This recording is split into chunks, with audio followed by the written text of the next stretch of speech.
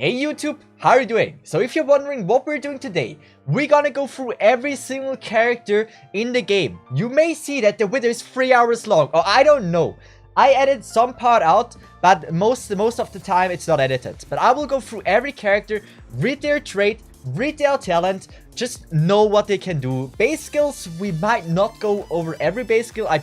I don't know, it depends. I don't think that's the most important thing. You will definitely see it in display, so if you want to read it by yourself, you can definitely do that. But beside this is everything I have planned for today. It's not for everyone, but I still hope you enjoy it. So, first of all, Chen is like dual striker, regular attack deal damage twice. The two skills, or the two talents she has, when deployed, recover 1, offensive recovery, defensive recovery, SP2 allies every 4 seconds.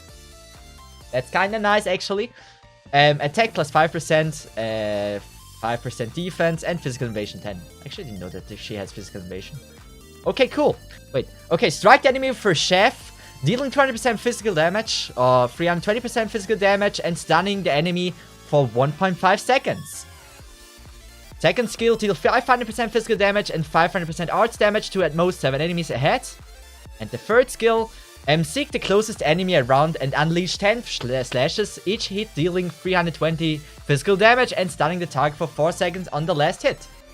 But also a little side information, for clue farming I heard, or from what my knowledge, she's the best operator to have for farming clues. I think it's 52% or 51% of her clue farming or something. She's pretty good, actually. So yeah, I think Chen is an amazing operator. She's good. I think Bybig is better. We can go later to that when I review Bybig. But, like second skill, let's be honest. Second skill, you place her down, you want the enemies dead, right? So it's like Surtur, but a lot worse.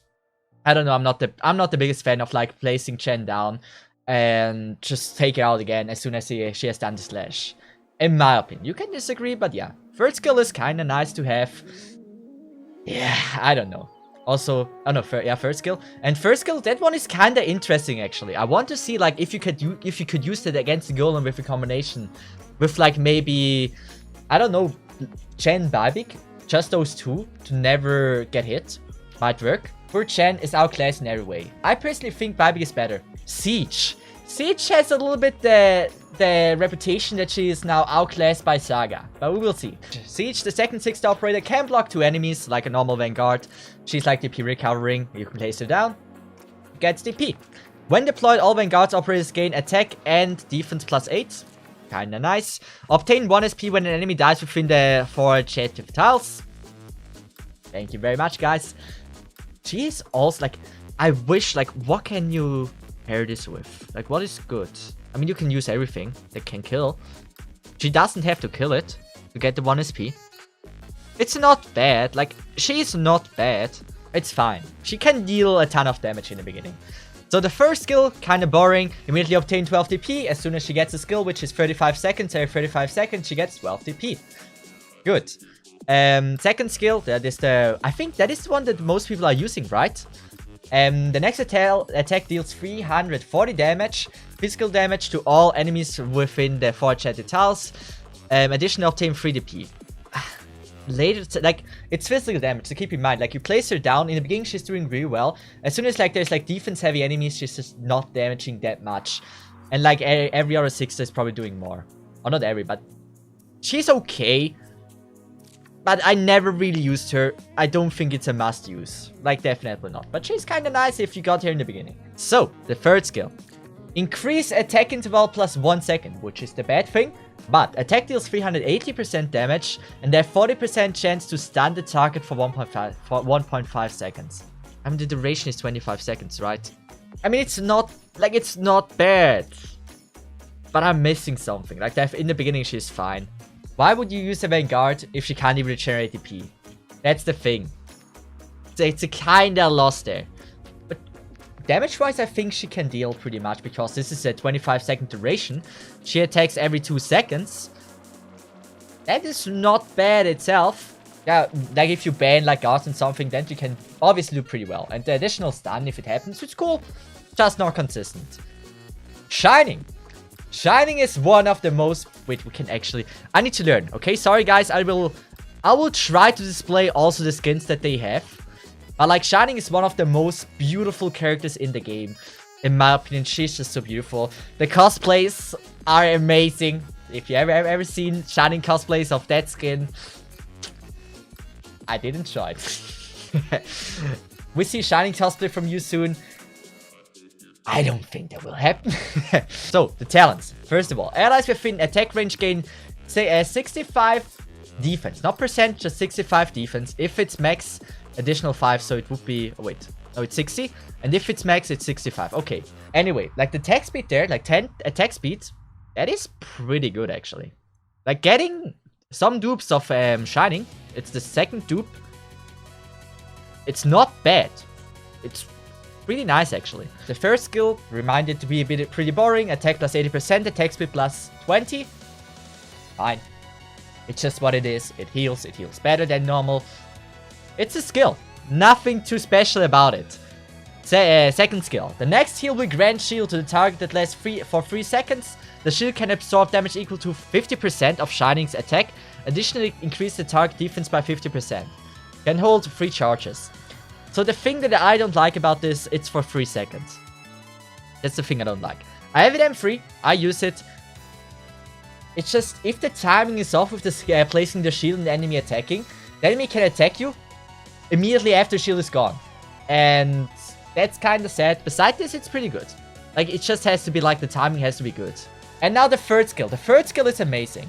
The reason why this is amazing, I love this one so much. Attack plus 50%. All allies within attack range gain 100% defense. Now, this is nice. The reason why I think it's amazing, it's 60 seconds, right? 60 seconds is pretty long. And that's everyone in the attack range, right?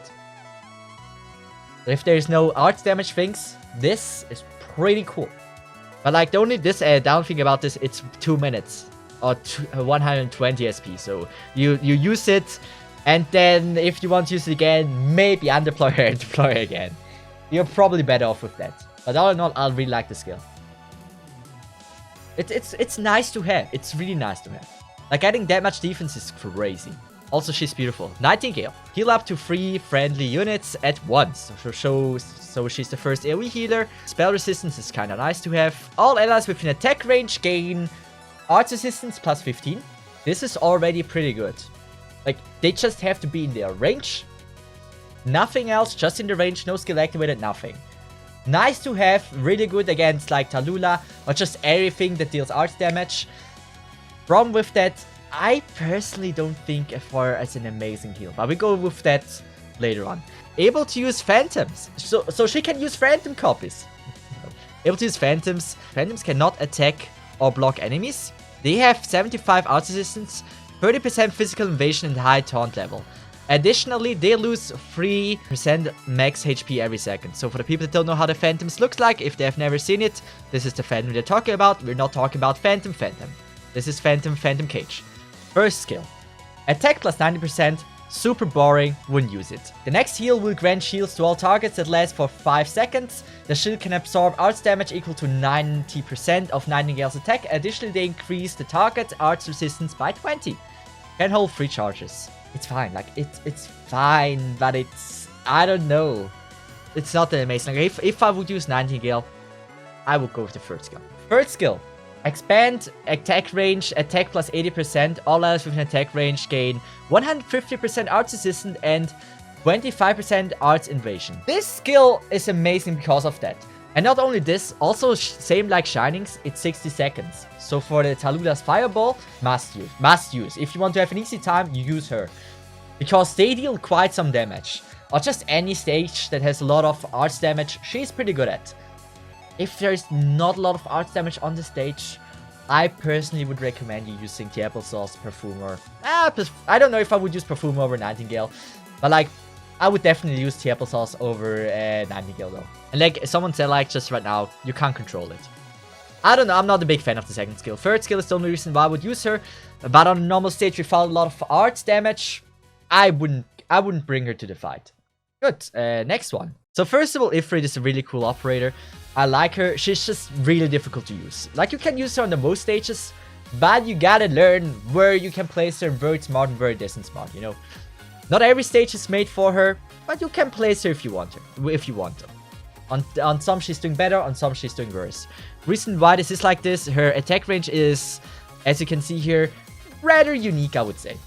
We're gonna go first with the talent. First of all, inflict arts resistance minus 40% to all enemies within attack range.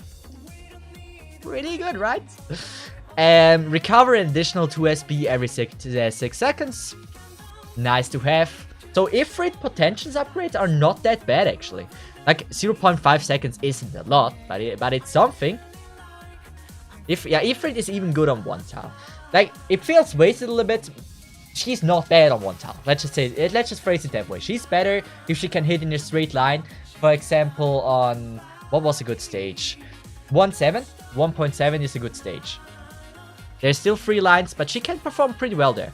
First skill, pretty boring, wouldn't use it. Attack plus 20%, attack speed 80.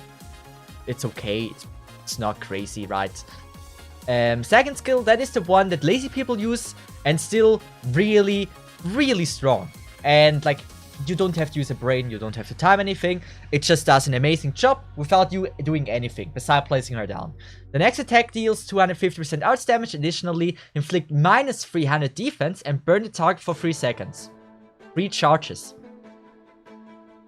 I think we can say that this is pretty good, right? Third skill, also this is a skill that many people use if you need to time it, if you need a lot of damage at one point of the time. Deal 140% arts damage to the ground enemies within attack range every second and inflict minus 20 arts resistance. And this is a skill duration. This is not just one time. This is like for 20 seconds. And she attacks like every 3 seconds. It's good. It's good. Problem, if it loses 2% of her max HP every second, keep that in mind, she gotta be healed. Otherwise, she might die without you wanting that. Yeah, resistance shred is really strong. Like, you can use her in many ways.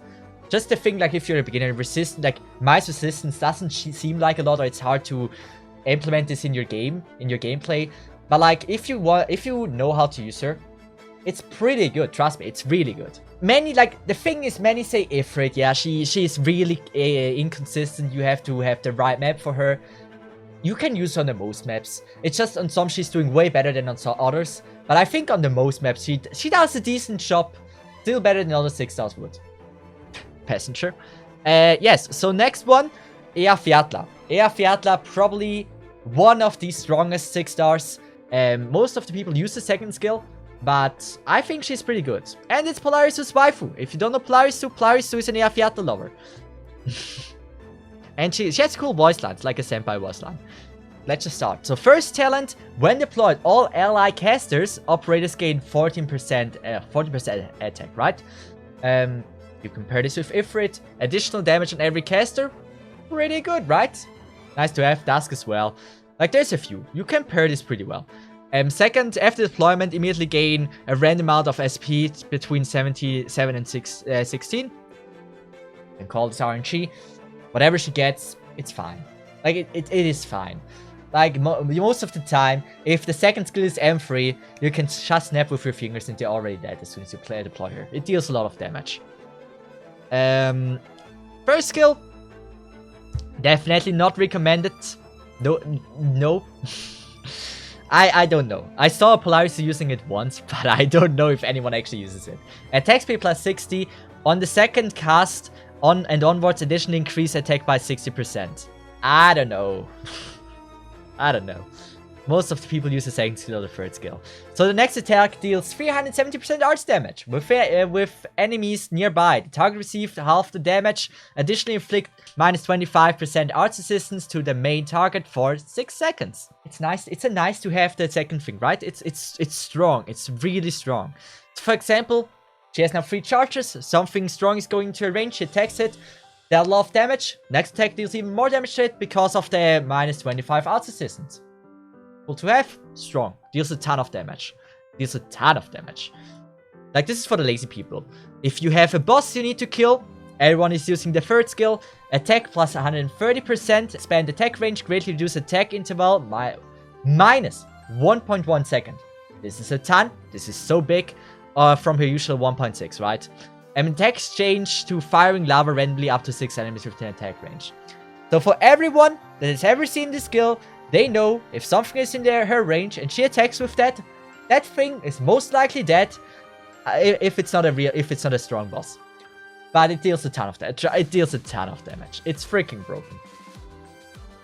I would also consider this as one of the strongest skills in the game, besides like Zarya's third skill. I think oh wait, skin. Polaris will love this skin. When do we get this? I think pretty soon, right? Axia. She's cool. I personally think she's the best 6-star to get to start off. Like if you start off with the game, she's easy to use. She's strong since the beginning. She's doing really well. Sometimes you're missing snipers in the beginning. With her, you will never have problems. She's really good at taking down drones, like really good. Axia is Katsu's waifu here in the chat. I remembered it. And yeah. She has 3 skins. One of them is not released yet and probably never will. I still believe one day we get it. But so far, we have no confirmations with that. Axia's talents are pretty good. Let's just go with potential one. Okay, or potential 0. Attack speed plus 12. For a sniper, really good, simple, not hard to realize or how it works, to understand how it works. Attack plus 6%, nice. Max HP plus 10% when deployed grant the same effect to a random ally. You don't place her first, because then you would lose out with this talent, like you wouldn't get it. So you should place her second at least, so another person will get it. First skill, decent, probably what every sniper has, not something you should level. The next attack deals 3 hits. With each hit dealing 145 damage. Decent, not too strong. Attack deal 4 hits, with each hit dealing 125 damage. This is like a skill, like, it's hard if I can't visualize it. But like, she is shooting for 15 seconds, right? And that is so strong, it deals so much damage. It's like pretty much the third skill, just with the difference it is timed. So, third skill, attack deal 5 hits with each hit dealing 110% damage, reduce attack interval to a certain extent, minus 0.22 seconds. It's like that skill is stronger, but you can't time it, so most people use third skill. If you need to time it really well, then you use the second skill. One day we get the KFC skin. I believe in it. One day. Don't give up hope, guys. Angelino. So Angelino, my first 6-star in the game, and I really love slow. She's a supporter that can slow enemies, attack deals arts damage, and deflects slow, so just a normal supporter style. All allies attack speed 7. This is a strong talent. Like if you remember how Axia was, it was just 12 for her. This is for every ally. It is strong. I like that. While skill is not active, all allies recover 20% every second on the entire field, so you have a... It's not a strong heal, but you have a heal on the entire field, which is just a bonus to have. First skill, normal. Attack plus 110%. It deals a ton of damage, but it's like you can't activate it by yourself. It's not really that consistent.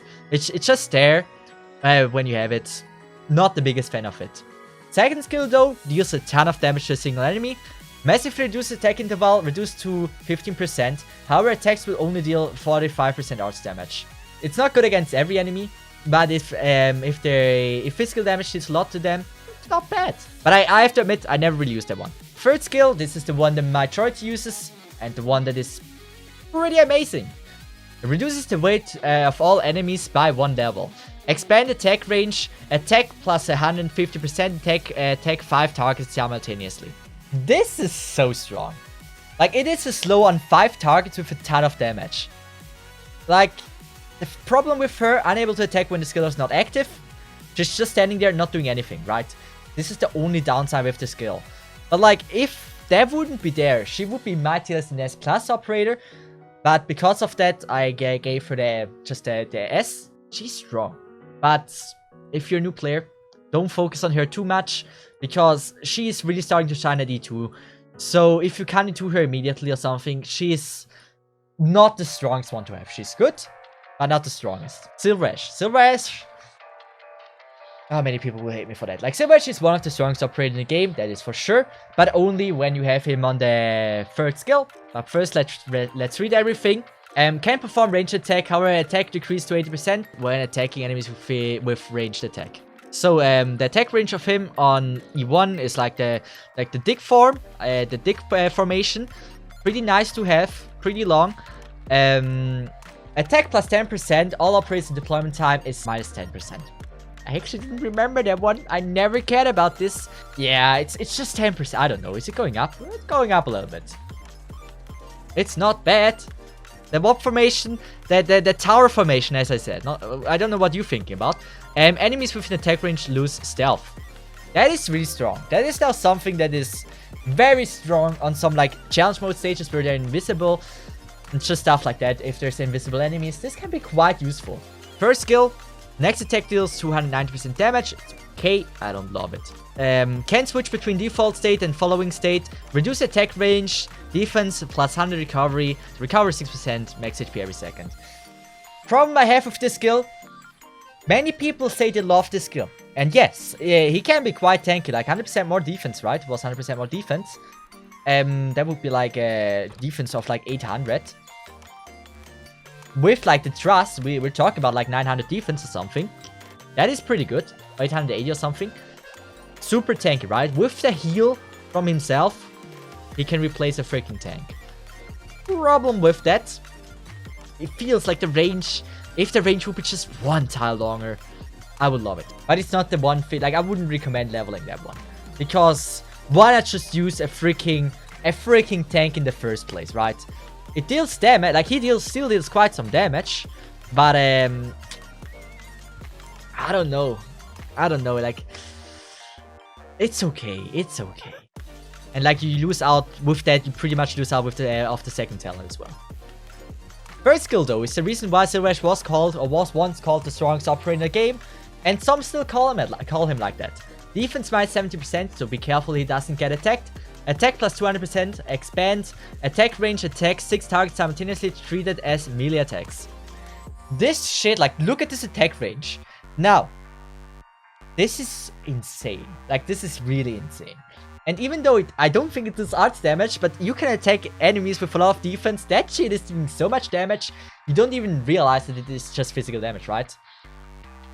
And yeah, it's just killing. It's just killing so bad. Like, it's so strong. The thing is, if the skill is not activated, I don't know, I think he's underwhelming. When the skill is not activated, he's really not doing that much. Many people just place him down, use the skill, take him out again, wait until redeployment time is done, and place him again. I am not the biggest fan of that, but if you just check what he's doing when the skill is activated, he can be called one of the strongest one. Like, he can just whip the floor with everything. So Hoshikuma is tanky. Really tanky. But I think, in my opinion, defenders are losing their spot in Arknights. It might be just me, right? But I feel like defenders are less used than before. Because why would you use a defender that deals barely no damage over someone else, right? So for example, you can use a Blaze. That will also do a lot.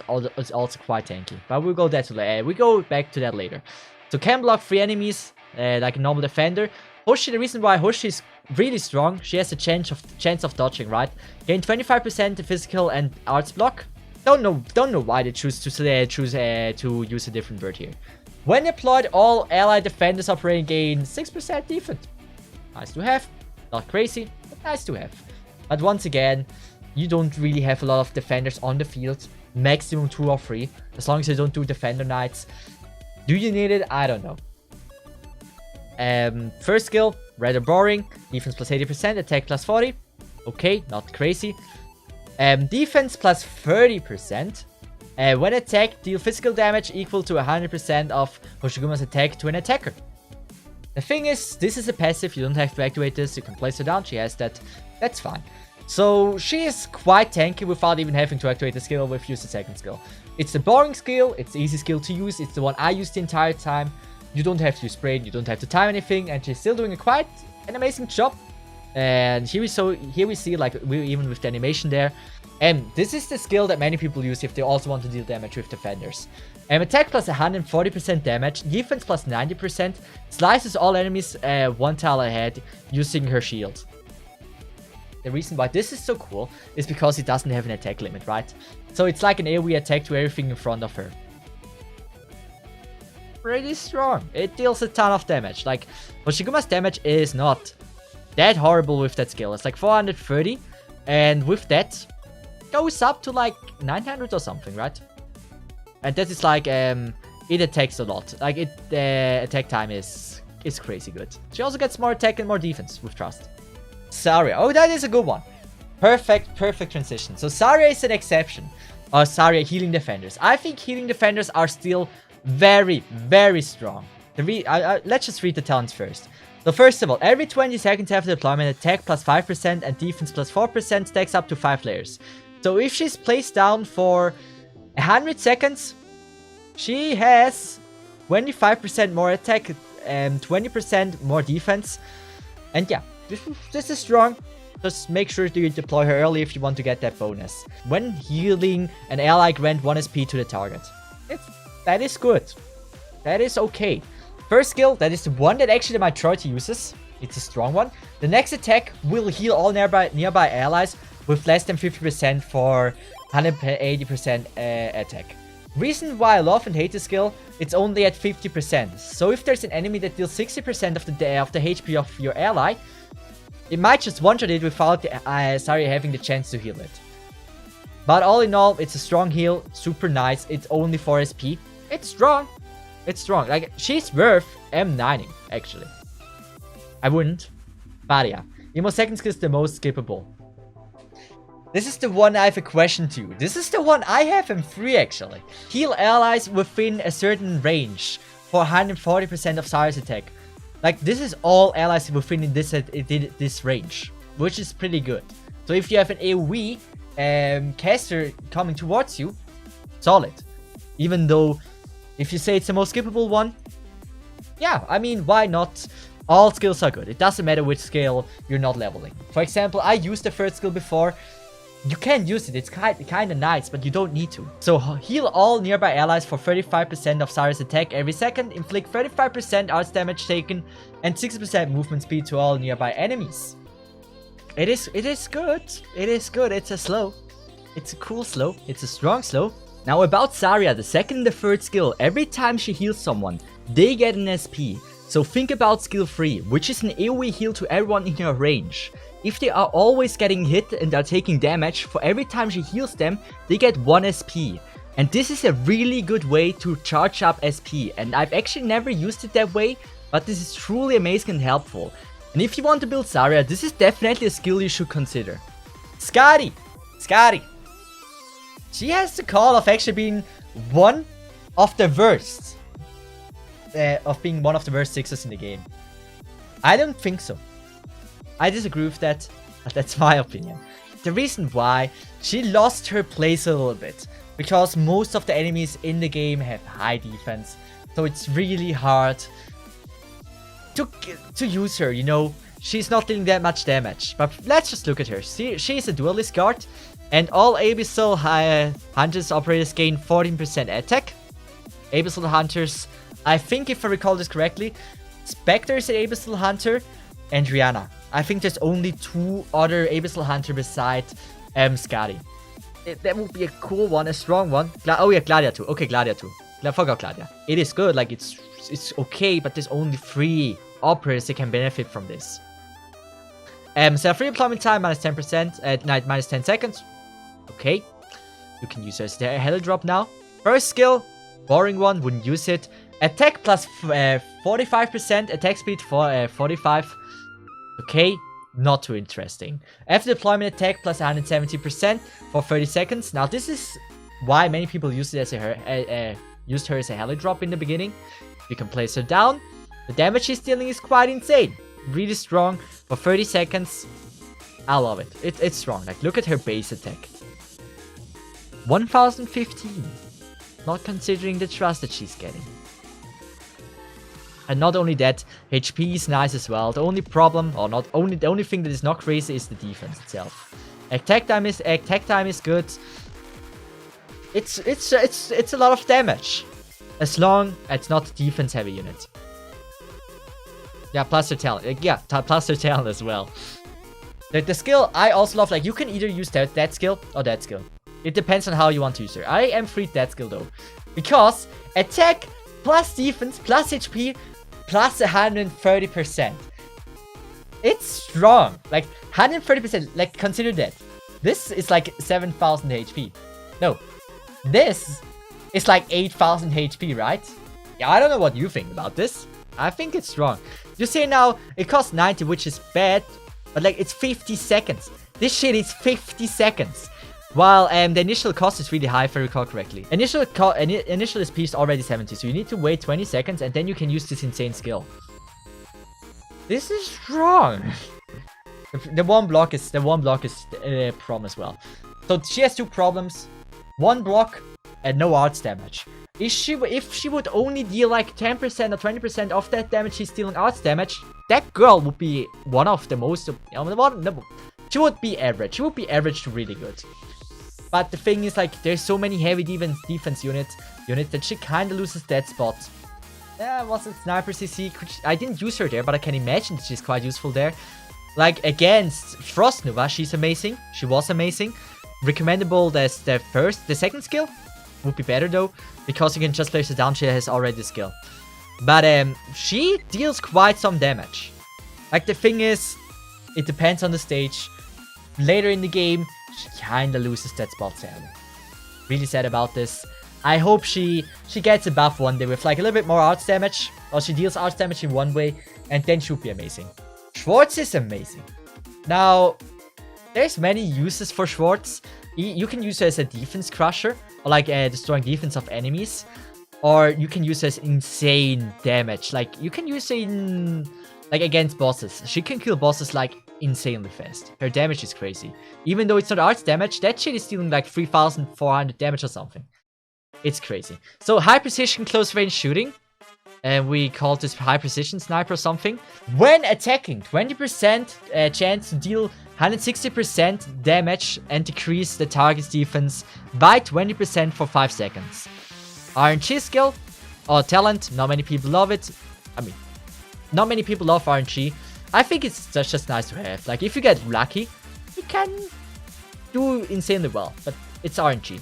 Arknights players usually tend to not like RNG in general. That's why they don't love Ifrit. Ifrit is amazing. Ifrit Schwartz. Imagine you can place Ifrit, that lane, another lane, Schwartz as well. That would be cool.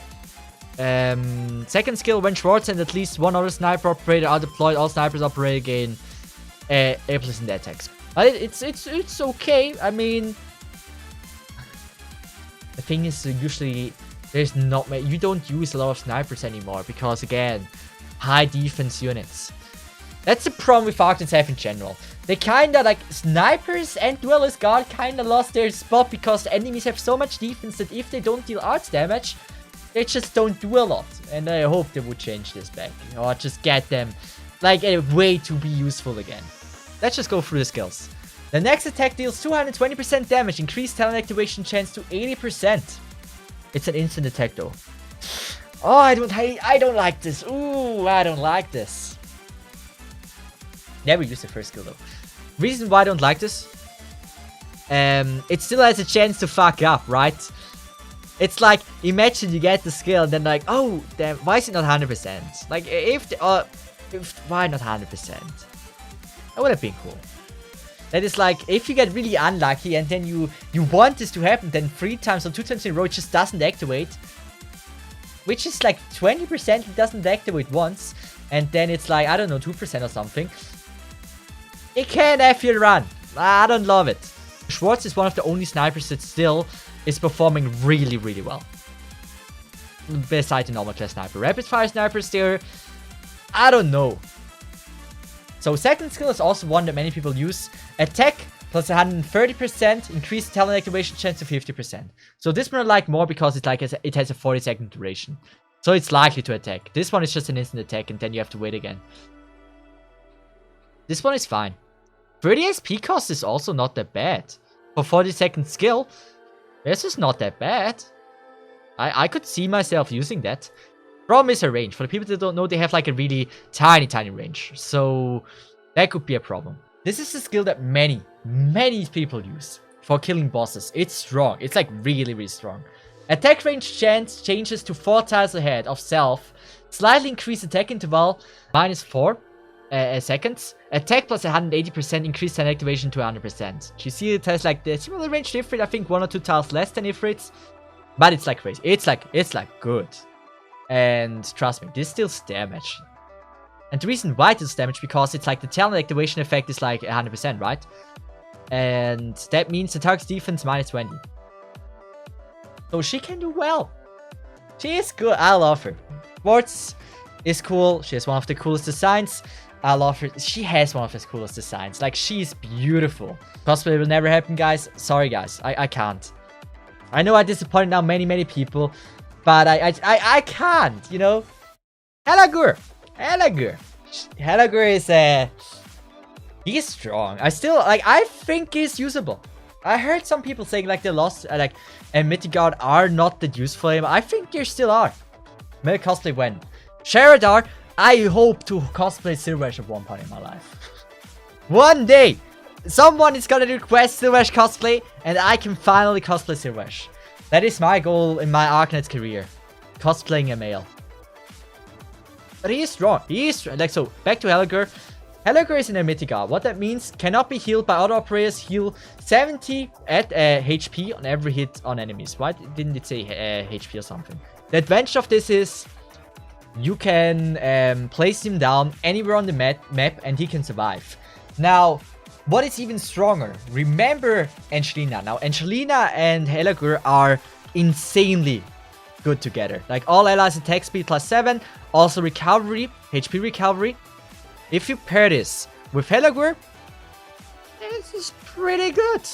You see that it works really well together. When not blocking enemies, recover 60% of HP every second. Also, nice heal when he's not attacked. Let's just go first to the skills. The next attack deals 2 hits, with each hit dealing 175% damage. Fine, not crazy. Attack plus 80% attack deals 2 hits again. Wait, gain 75% physical invasion. Wait, did I read the first talent? We increase attack speed based on HP lost. Up to 100 attack speed when 70% HP is lost. They didn't, yeah. So he has to be attacked at one point.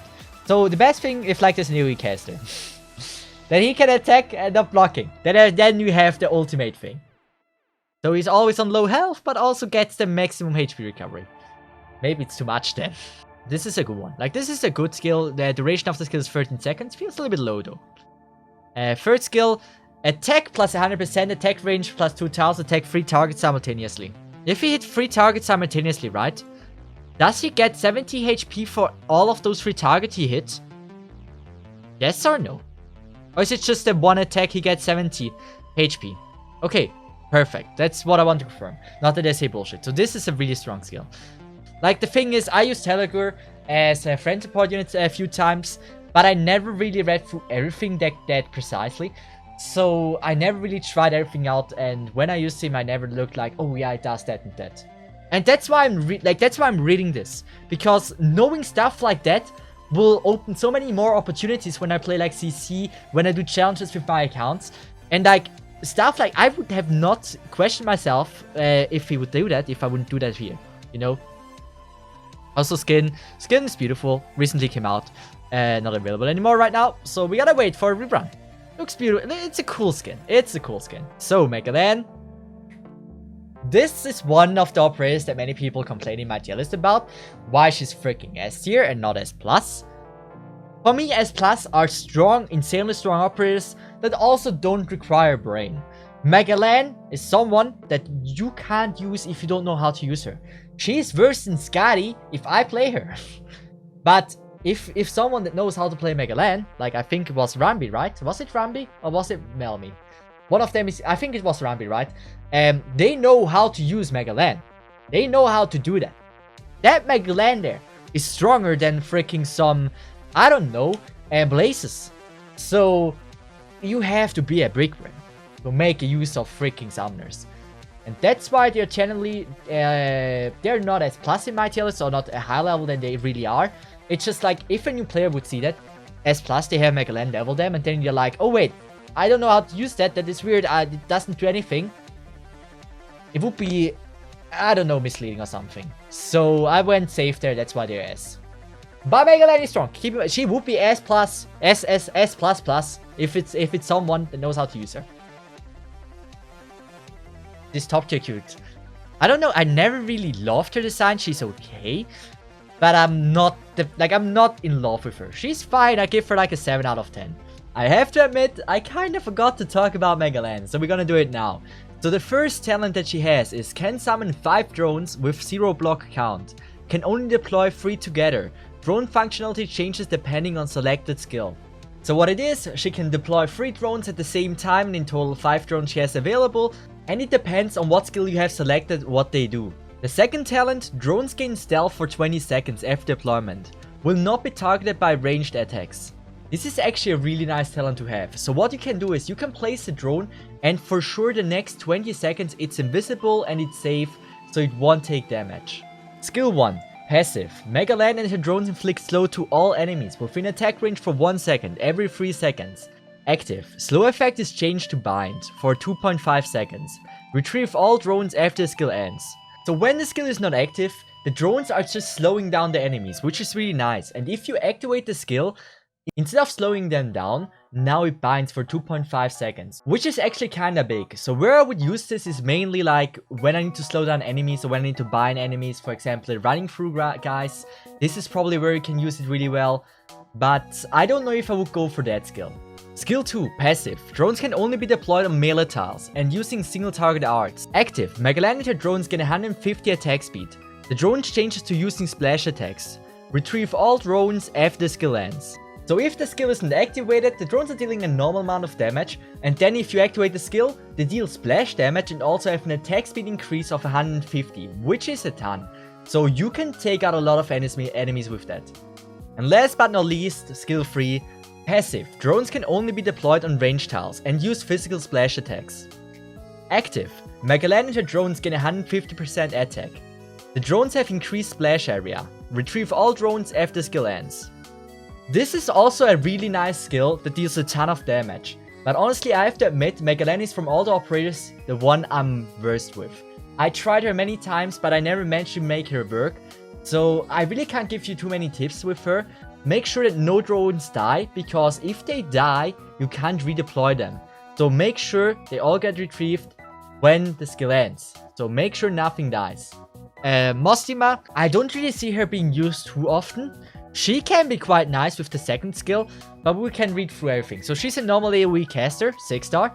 And when deployed, all ally casters operators SP recovery, speed plus 0.4 seconds. Does not stack with similar effects.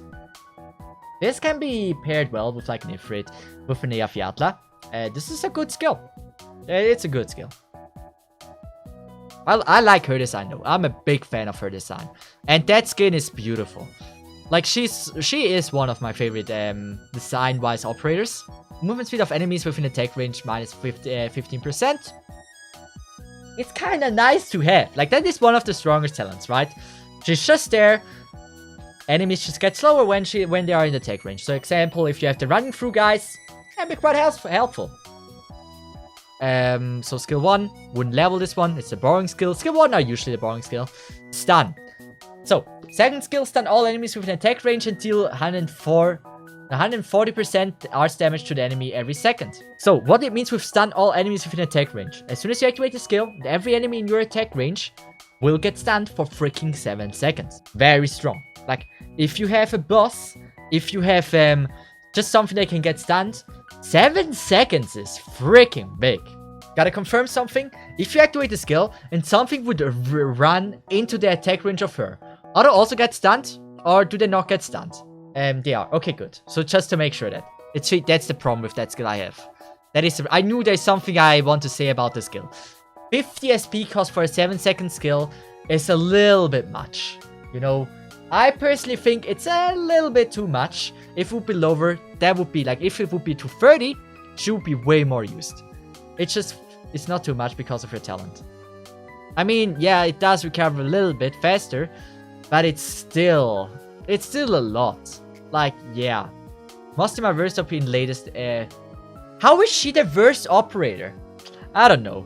I mean, she's not one of the strongest, but like, I can see her being useful, especially like the third skill. So the third skill is one that is considered really, really good. The third skill is the reason why I also really love her. It has a really long SP cooldown, but it's strong. Expand attack range, attack plus 170%, increase talent effect to 3 times, attacks change to ripples that spread outwards, dealing damage and pushing targets away with small force.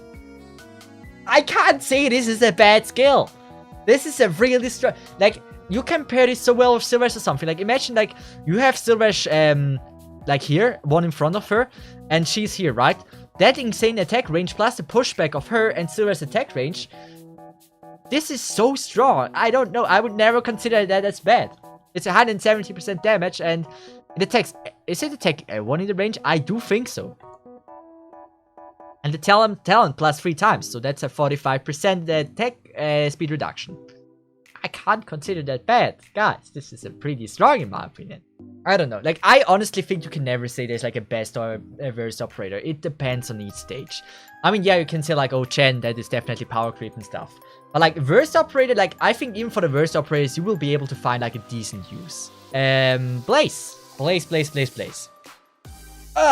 Easy. This is an easy one to talk about.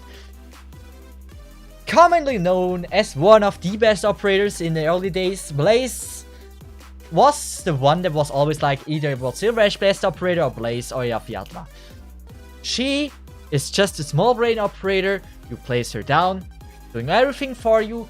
You don't have to use a lot of brain. So let's just go through her. Attack multiple enemies equal to block count, so the same thing as Spectre. I think I called them in my tier list a week out or something. The first time HP falls below 25%, recover 50% HP and prevent HP from falling below 50% for 6 seconds.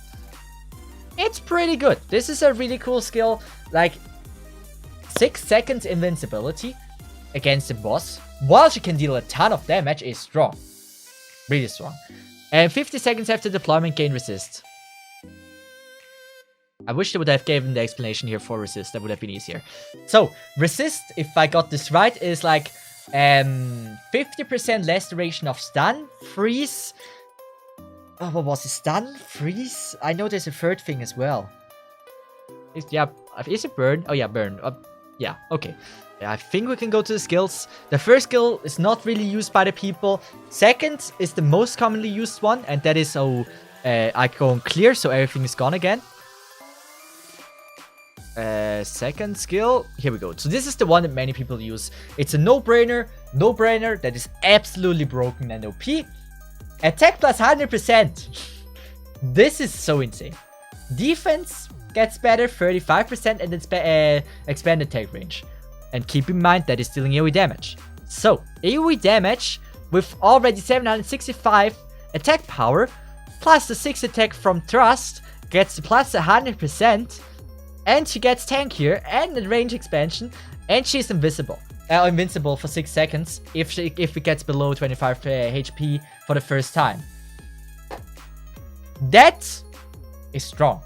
So if you have Blaze, you should level. Like I think she's strong in the beginning as well. Like you only have to have her at E1 so she gets a second skill. And third skill. Don't really see it used too much. I know in Annihilation 3 speedruns, people tend to use the third skill because it deals a ton of damage in like one point of time. After skill activation, gradually gain up to 80% attack and defense and attack all enemies at tile ahead. When the skill ends, deal physical damage equal to 400% of current attack to all nearby enemies and lose 25% self HP. It deals a ton of damage. It's okay. It's fine, but like it's just not as consistent as the second skill. The second skill is a no-brainer. It's consistent. Most people use the second skill. If you're a lazy person, if you want to go safe, I think the second skill is the one to go for. Only if you know you don't have the time to charge up the second skill, then the third skill can help you a lot. Ak. The thing is, he can be strong, but you have to have Megalan knowledge. Like you gotta be a little bit experienced with the game to make a good use of him. Like, Skadi is not the strongest one, for sure not. But if you're a new player, you know how to play Skadi. You know how to play Skadi. Same with Mostima. But Ak, if you start off with the game with Ak, you're only 6-star, you're kinda lost. While the first skill is easy to use, second and third skill are strong, but hard to use. Like, he's strong, but you gotta know how to use him. Like, 4, it's definitely one of the worst 6-stars to get for a beginner. Because it's just overwhelmed with what he does. He's confusing. There's RNG involved with the first skill. It's just not consistent. He's strong, but no, only with knowledge. So let's just go through the talents first. When attacking, randomly activate one of the following effects. Recover 15% HP to self deal 150% damage. Slow the target for 1.4 seconds. Stun the target for 1 second. Strong. And healing received by self plus 20%. You underestimate beginner. Maybe I am. Maybe I am underestimating beginners. But I just know if I would be a beginner, it's probably the one I would have him the least. I would like to have him the least out of all. We're gonna go with the first skill. This is the one that I would recommend if you really don't know how to use the second and third skill. It's easy to use. It attacks speed plus 100. So what it does, it synergizes the best with his talents. He attacks faster, which also means it's more likely that one of those... it's more likely. You have the double of chance of getting one of those effects. It's simple. It's like more consistent of healing. It's fine. It's an easy skill to use. Second and third skill though, this is a pain in the freaking ass. So we're gonna go through this. Immediately attack the nearest ally ahead. Prioritize his allies directly in front. 15 times with 500 attack. Thereafter grant defense and max HP plus 80% to self and target for the duration of the skill. This is the skill that I have M3 actually. I mean, what do I say about this? Imagine you're using a Scotty that already has 8000 HP with her third skill. Now you gotta go with that one. That means she's around freaking 12,000 HP. That's pretty cool. I like that. I don't know. Like it's when do you need it? When does a unit have to be so freaking tanky? That's the question. Or the skill that many people would level, and I would recommend leveling on M3 if you want to use Ak is the first skill for sure. So keep in mind you can kill your ally with Ak. You should probably keep that in mind. That's why I said like, oh, that's why I think it's probably hard to use for a beginner. If like they place their units down and they activate the skill and they don't know that like it attacks the nearest enemy, which most of the time can be a healer or like a sniper, it's just gonna attack that. You know? Immediately attack the nearest ally ahead. Prioritize allies directly in front 15 times with attack, 500 attack, like before. Thereafter grant attack plus 50% and attack speed plus 50% to self and the target for the duration of the skill. This is strong. Like, you can pair this so well. It is insanely good.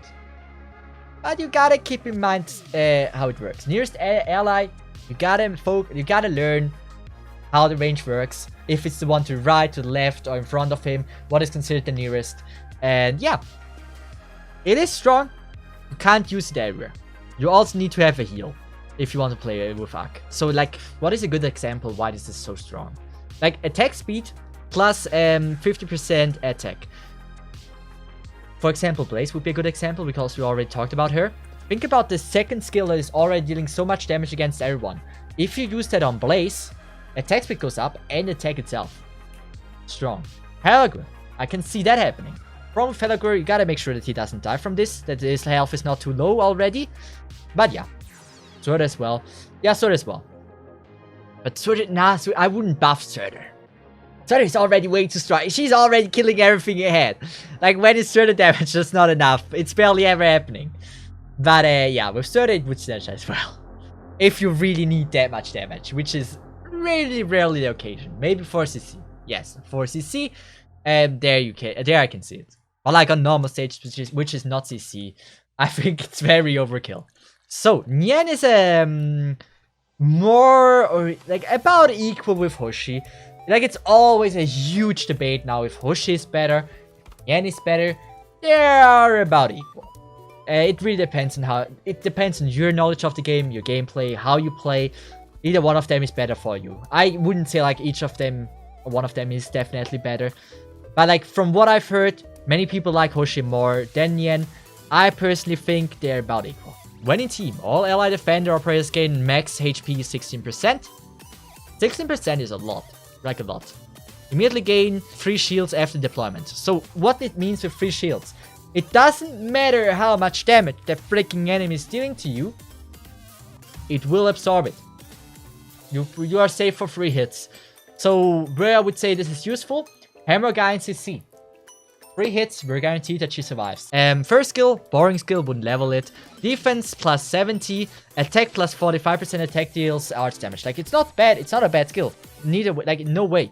It deals quite some damage, like 45% arts damage. Oh no, plus 45 attack, and it deals now arts damage on her 619 damage. It's not bad. It's just, why not just use an arts defender instead, right? When do we get finally an Arts Defender 6-star?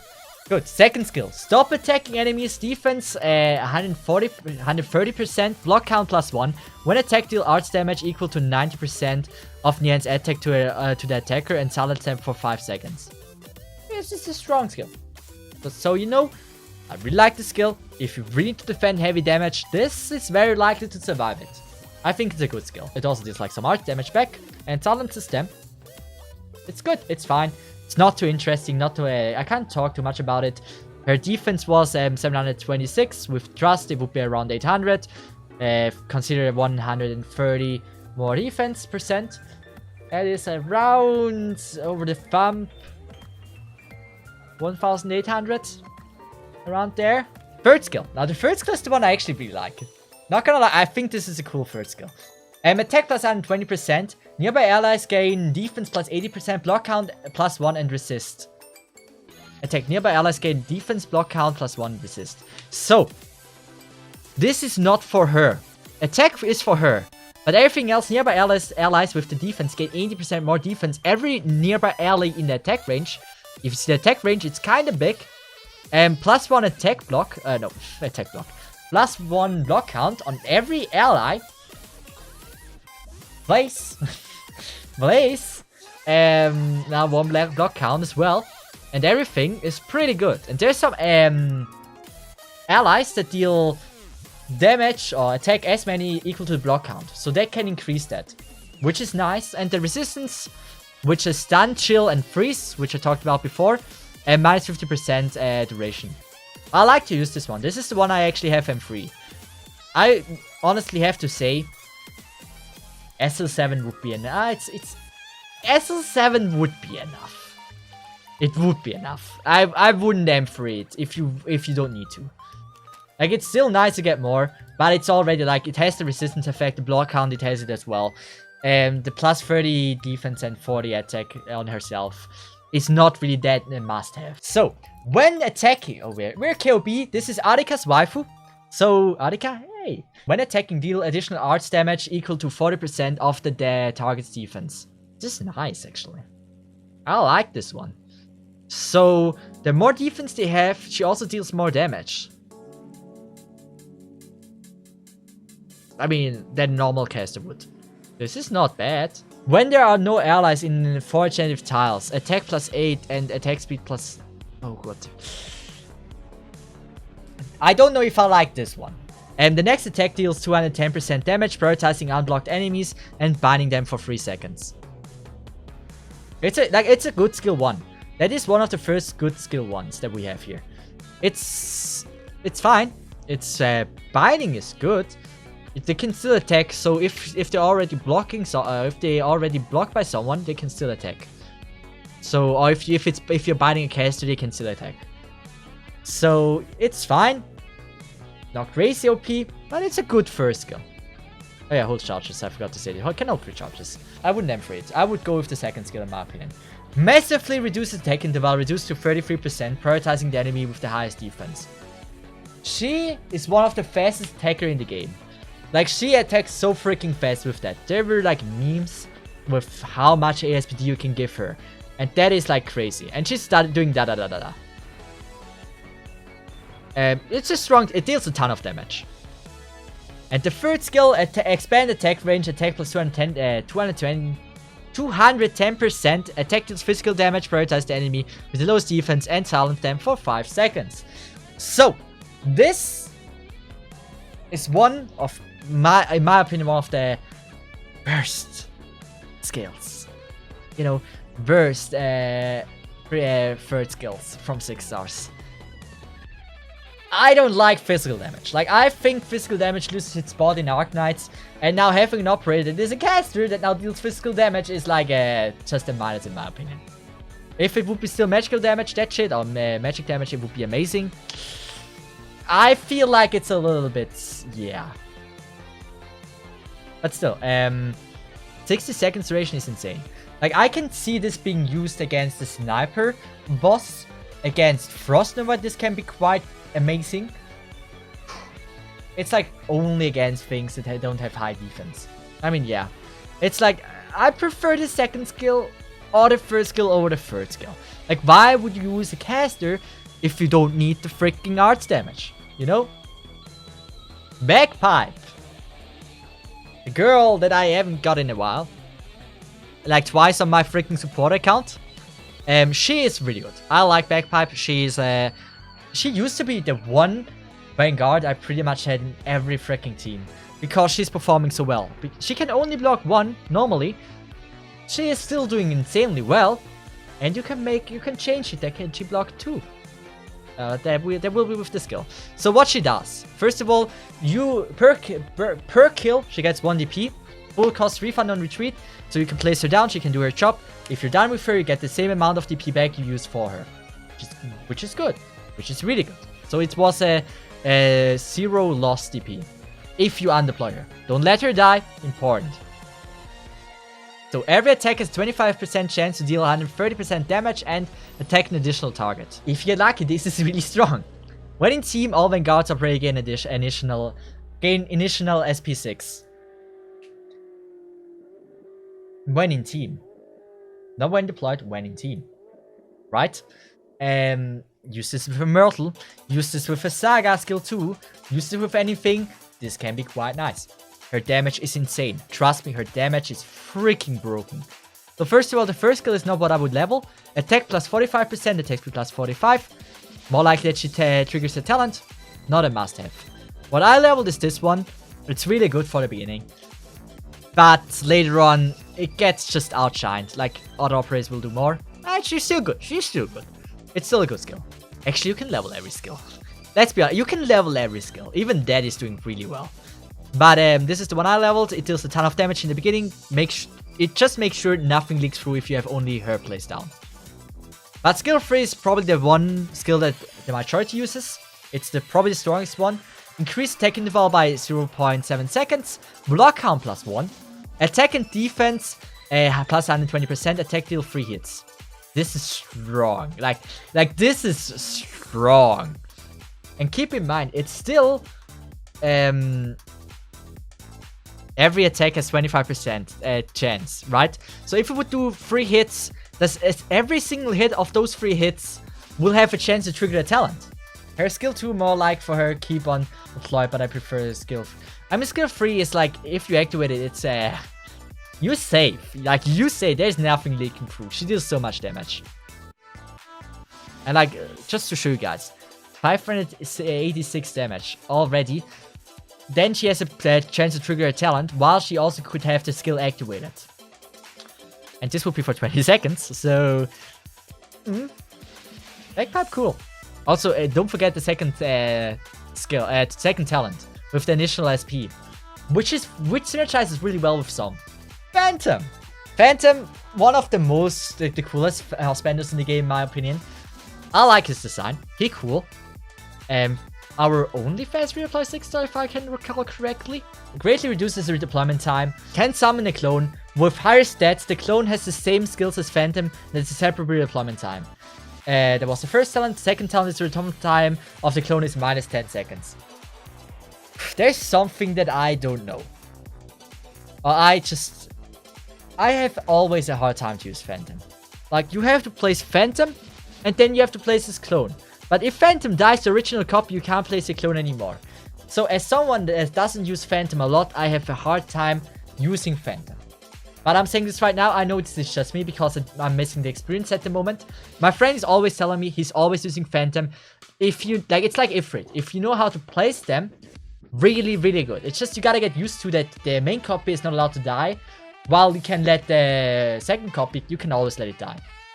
He's really strong. Gotta get used to him first. And for people that are wondering, this is how it looks like. This is the skin version. I love the skin version. It is so cool. It is so freaking beautiful. Cool skin. Solid skin.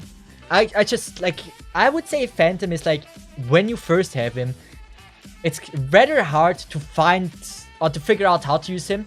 Like, for the first, like, let's just say 10 battles, 15 battles. But after that, after you got used to him, that dude is freaking bro. It's really strong. It's just, at first, he's, like, different than every other fast redeploy. So, the reason why Phantom is the one I would recommend you leveling if you only want to level 1 fast redeploy is because of his entire skill set. The first skill is Gravel skill. So after deployment, gain 50% physical invasion and obtain a shield that absorbs physical damage equal to 80% max HP for 10 seconds. This is like Gravel, just for the first skill, right? Second one, this is like freaking Project Red or Waifu. After deployment, gain 10 layers of stackable attack buffs, each granting 20% attack. Every attack consumes 1 layer. So this is like a damage dealing fast redeploy. This is like Project Red. And then the third skill is something unique. After deployment, immediately deal 300% physical damage to all nearby enemies and push them away with small force. Additionally, randomly apply one of their following status effects. Slowbind stun for 4.5 seconds. So I dislike that it's random, that is one of them, because stun would be always the victory. But I still think this is like its entire skill set. Every skill can be useful. If you're starting off, you don't want to level too many units, I think you have a good skill set with Phantom. You can use every skill of his. It's like, he is insanely versatile. You don't have to build multiple ones if you build Phantom. I mean, it still makes sense to have multiple ones beside Phantom. But, he's filling out every spot, or the most spots. Does his copy get a skill too? Yes. So for the people that don't know, all the skills is for him and the copy. And this copy has higher stats than him, right? The clone has the same... Wait. The clone has the same skills as Phantom with higher stats. Yeah, the clone has higher stats. So, the clone is stronger than the actual Phantom and has the skills. So, what or how he's usually played. So, for example, we're now here, right? And let's just assume the enemies will always walk through here, right? Like, see there in the red box? They're gonna go through here, always, right? I know what enemies are coming, it would be a bad decision, but assume like normal enemies with not high defense. You can place the normal Phantom here, because they would never attack normal Phantom, and the clone Phantom here. So the normal Phantom would always be safe here, and the normal, the clone Phantom would be here, and can always deal damage if he dies. You can place something else there, and then always redeploy and stuff like that. And the normal Phantom would never die. This is probably how I would play him. But as I said, I am not a pro with Phantom. He's, you gotta get used to him. W. Nico's wife. So W is I like W. W is cool. She has some cool talents. I use her a lot. I will probably disagree with many people that say like which skill is better. So there's like a little bit of a debate there. Which skill is the best for W? So first, attack deals physical splash damage. That is our first AoE sniper. The normal attack itself doesn't deal that much damage if they have high defense. But all in all, it's not bad. 10 seconds after deployment, gain 60% physical invasion, outs invasion, reduced taunt level. This is strong. If you get lucky. So there is a chance he just never dies. Or just never gets attacked. Or no, never takes damage, to be more precise. This can be helpful. Really good. It just, if you get unlucky.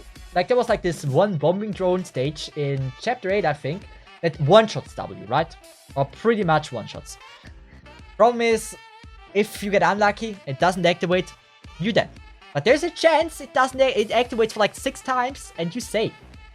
And that's why I think it's a cool one. What snipers get hit? What your snipers get hit? I mean, it depends on how you play. Like, you can actually place her there for tanking some stuff because of that. I mean, I had to use her as like, it was Waifu versus Chapter 8, and then I had like no healers that I can place. And then I had like to go with her dodging. And the second one, stunned enemies with an attack range receive 18% physical damage taken. So, your goal is to stun enemies. Works well with the Bybik. Bybik would be a good one. And Manticore skill 2 would be working as well. And yeah. We can go with skill 1. So the skill 1 is probably the one that is used the least. Immediately fire a grenade, dealing 350% physical damage and stunning the target for 3 seconds. Good. Okay, it's yeah. I don't know. So usually it's not the the first skill you use. It's either the third or the second skill that many people use. And I personally think the second skill is better than the third skill.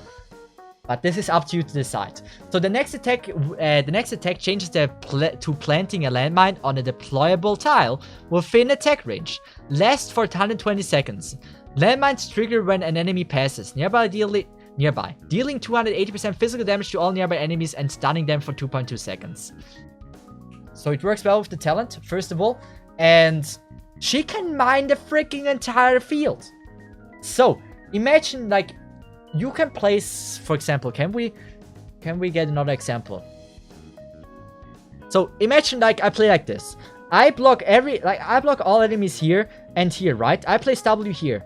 While they are taking care of all the enemies here, she has the time to deploy all mines here. The entire field can be freaking mined. And then when the front line breaks and enemies start leaking through, the planted mines, like there's like 8 mines there, they die. Like they take damage like crazy. And I personally like this. I think it's a good one. But not everyone loves it. I see why. Because yeah. And one slug comes and explodes the mine for nothing. It could be a slug. Like, it's just that stage for an example. But imagine, like, we're on a stage where, like, a boss is leaking through the freaking front lines. And then, like, all those mines attack the boss. Which stuns, like, all the time. That is strong. So the first skill is also, like, something that many people use because it deals a ton of damage. Plant bombs on up to 4 targets with the highest HP within attack range. The bombs will explode after delay, each dealing 310 physical damage to all nearby enemies and stunning them for 5 seconds. So if you remember when you first played against W, she had like a timer on your head. It does look like this. And yeah, it deals a ton of damage. It is okay, it is good, it is fine. Many people use it. I like the mining strategy because of the consistent stun there. It's like only 8 SPD, while this one is 33. I do like the mines more.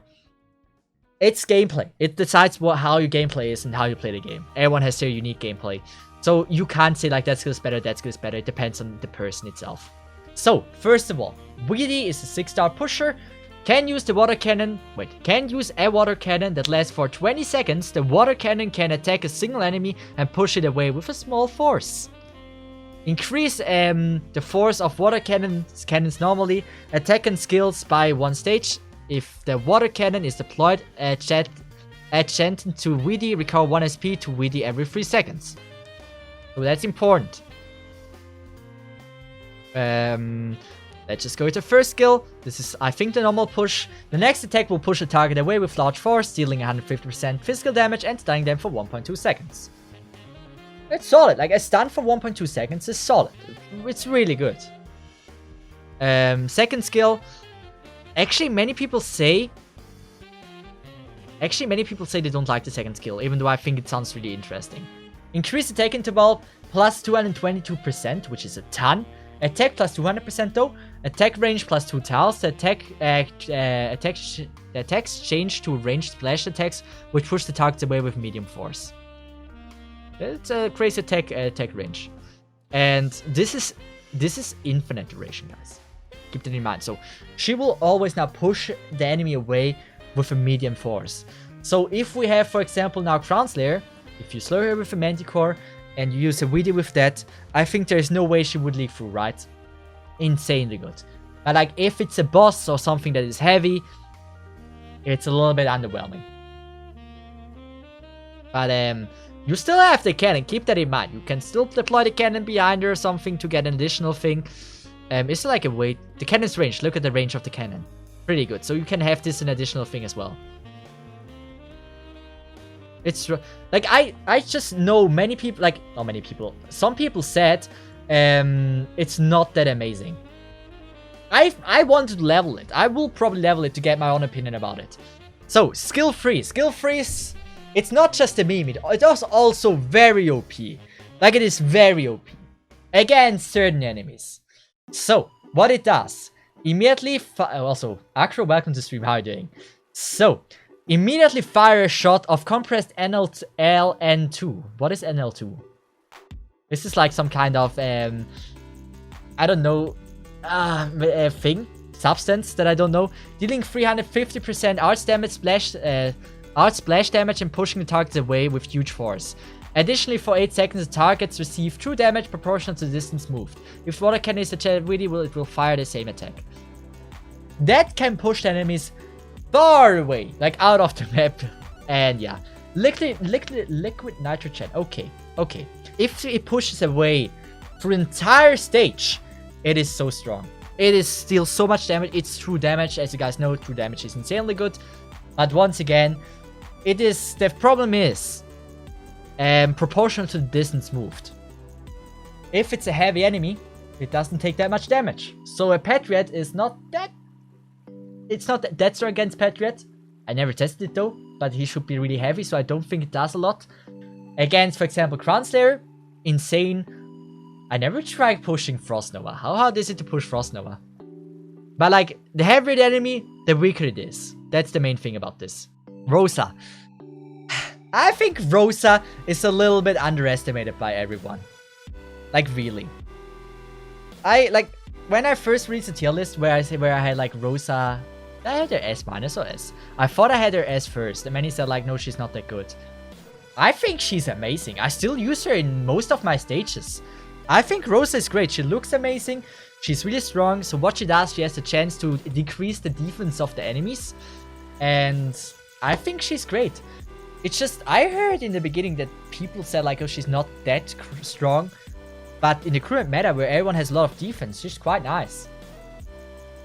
So what she does, when attacking heavy enemies, weight +3, ignore 60% defense. So if they're heavy, ignores defense. When in team, all your student operators gain attack +8. So I don't really know who your student is. I think it's the nice one. It would be good visually to see like all operators besides instead of just saying them. So those are all Ursa students. So it's Gami, Sima, Estina, Bee Hunter, Helga, Epsin, and Rosa. So all of them gain that effect. It's okay. It's okay. It's like you can... Helagor is synergized really well with that. Absinthe as well. The rest don't really need it. Oh wait, Gami has a strong heal with that then. Helagor is a student. I don't know. Yes, so it seems like this. I don't know. A little bit old for a student, I guess. Her new skin is adorable. That skin is one of the most beautiful skin I've seen.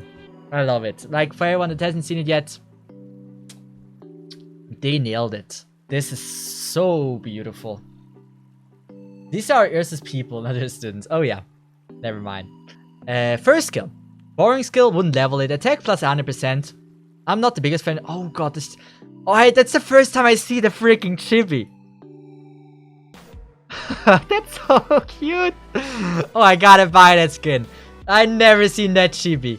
Oh wow, that's cute. So this is the skill I have M3. Attack plus 90%, attack one additional target for 60 freaking seconds. That is amazing. That is really strong. That bear is so freaking cute. Can we have the attack? Give me that. Oh no! Oh, and it dies. Oh, it's so sad. Oh no. So make sure we don't let it die. Oh, that's so cute. No way. Oh, I gotta get that skin. Oh, no way.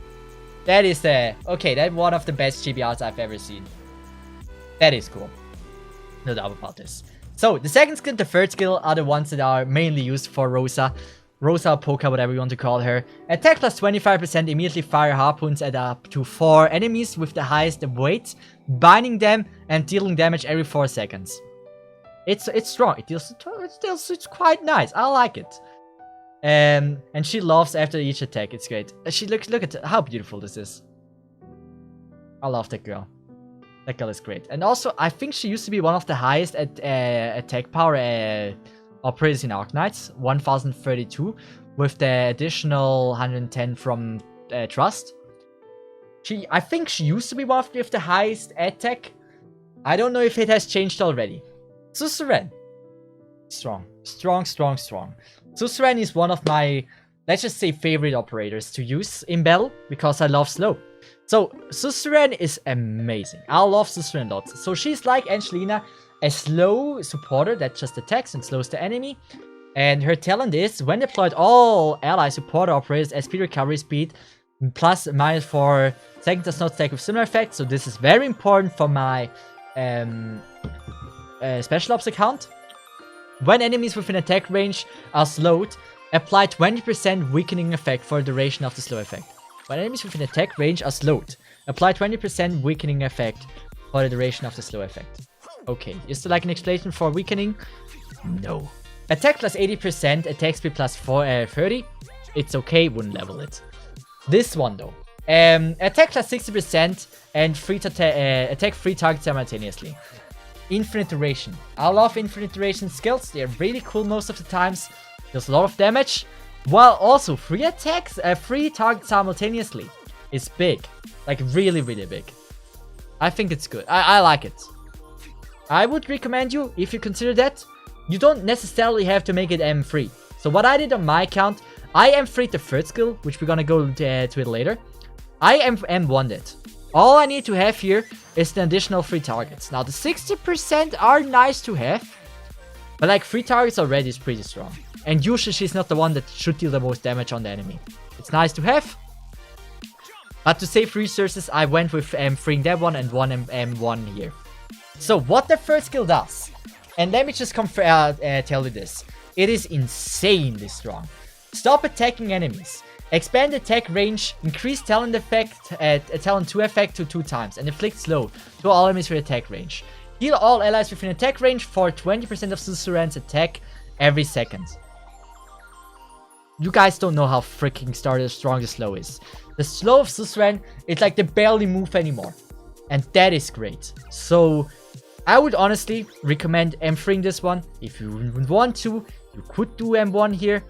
But this is a really strong skill. Like, if there's a boss that is like leaking through, if like this running through guys you need to stall, this is the skill to go for.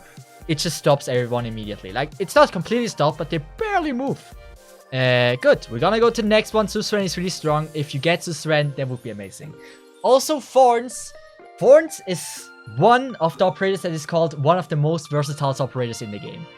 Thorns is amazing. You can use him as a sniper. You can use him as a guard. You can use him as I don't know what, as your wife. I don't freaking mind. If you love Thorns, you can go ahead and marry him. But Thorns is great. Like, Thorns has so many uses in this game. You can even replace snipers with him. So first of all, the first talent, attack poison the target, dealing 125% arts damage every second for 3 seconds. Double damage against enemies possessing ranged attacks. So it's kind of nice to have, right? If Thorns has not actively attacked for 2 seconds, recover max H at 3.5% max HP every second. And just after 2 seconds, by the way. 2 seconds is not a lot. Yeah, Flex is just great. He's also called, or has a call of being one of the best, if not the best operator in the game. In general, consistency-wise, he probably is one of the best ones, if not the best one. His consistency is insane. Like Place, you can place him down, he gets the second skill twice, he's doing it well. Wait, was it the first skill? Maybe it was the first skill. We're gonna read through it. So attack the first skill, attack plus 100%. You don't need it, you don't want it. Looks very interesting how this looked. Yeah. You don't level the first skill. You don't. Stops attacking enemies for 60%. Defense plus 110%. When attacked by enemies, normal attacks releases spikes to deal a ranged attack to at most 4 enemies ahead of self. Can only activate once every 0.6 seconds. So it was the third skill. Keep in mind, the only operator, the only 6-star I am missing in this game on my main account. Not Zarya. It's not Blaze. It's not Megalan. It's not Blamey Shine. The only 6-star I'm missing is Thorns. The only 6-star that has never come home. One day I will get him. That's why I wasn't sure which skill it is. Because I just don't have him. I always have to, like, if I borrow him from friend support, I see like, oh, it's that skill, but I didn't know which one it is. If it was second or third. So, the reason why he's so freaking OP. Expand attack range. Attack plus 60%. Attack speed plus 25%. Range attacks no longer reduce attack. On the second cast onwards, stat gain are doubled and duration becomes infinite. So yeah, you use the skill once, done. Use it the second time, infinite duration. This dude is so strong. He is so freaking strong. Like, he can clear everything. So, going for Thorns is a good decision. Going for Thorns in the beginning, I don't know how he is when he doesn't have the third skill. So that's one thing I don't know. But definitely later game, he's insane. As soon as you can E2 him, he will perform really well. So, Eunectus. Talking about waifu. She's not my waifu, but she is really high in my tier list. And the thing about Eunectus is she's amazing. I think many people in the beginning said like, oh, she's not that amazing. I think she's great. I think she's amazing great. I don't know how to say it. She's a little bit underestimated by many people. Like, she's indestructible in my opinion. With the third skill, if you time it well, she deals a ton of damage while she pretty much can't die. So let's just go through the skills here. Can only gain SP when blocking. So she doesn't have to be attacked, she just have to be blocking. That is important for you to know. And she can only block one, which is unique for a defender. Right? Yes. So her first talent is, when HP is higher than 50%, attack deals 115 damage. When HP is lower than 50%, gain 20% shelter effect. Can someone give me like a precise explanation what exactly shelter effect is? It's like damn it, I hate this why A-Ships is not explaining this. Shelter reduces the physical and arts damage taken. Only the highest effect of this type is applied. Good. This one is the one I was looking for. And also for the weakening effect before for Suzerain. It was affected units take more damage. Only the highest effect of this type is applied. This is the two things before, which I said wrong before. Good. There was one thing. When blocking enemies, SP recovery speed plus 0.2 per second. It's fine. She just has to block, which is sometimes a little bit annoying. But she's dealing quite some damage. I mean, we can talk about the pros and cons later. First of all, attack plus 25%, defense plus 25%. This is a passive effect. You don't use this. Nobody's using that. Why would you do that? Don't use skill 1. Second skill, slightly increase attack interval plus 0.4 seconds. Attack plus 180%. Blocked enemies are continually stunned for the duration of the skill. This is one thing that I would be really intrigued by. Like, this is something that you should use for bosses. Really good skill. So it's for the duration of the skill. We're talking about an 18-second stun. It's not sleep or anything, it is a stun. 18 seconds, taking out the boss for 18 seconds from the game is big. So, yeah. I don't dislike this skill. I think it's a really good skill. I have to admit, never used it. I never got to a point where I felt like I have to stun it for that long. Because you can't just use this as strength skill free. And I don't know. But this is a solid skill. I have the third skill M3. And there's a reason for it. So, you attack plus 230%. 230% of 1007. It's a ton. So, defense plus 160. Also insane. Block count plus 2. Recovery max HP every second. 6%. Not only has she self-recovery, we're talking about also she can be healed from your healers. She deals a ton of damage. While she's... I think she's just great. Like, look, it's good. It's fine. I used it for... Where did I use it? I used it recently. Was it the hammer boss in CC? I think it might have been the hammer boss. I think I used her on the hammer boss, so she doesn't die. I don't know, I think it's the strongest skill here. This one, if you want to have a consistent boss killing skill, I would recommend this one. But I think you can just go with SL7 is enough. No, okay, pro and cons. The biggest con about her, why people said she's not that good, is because her DP cost, which is 33, which is insanely high for a defender, right?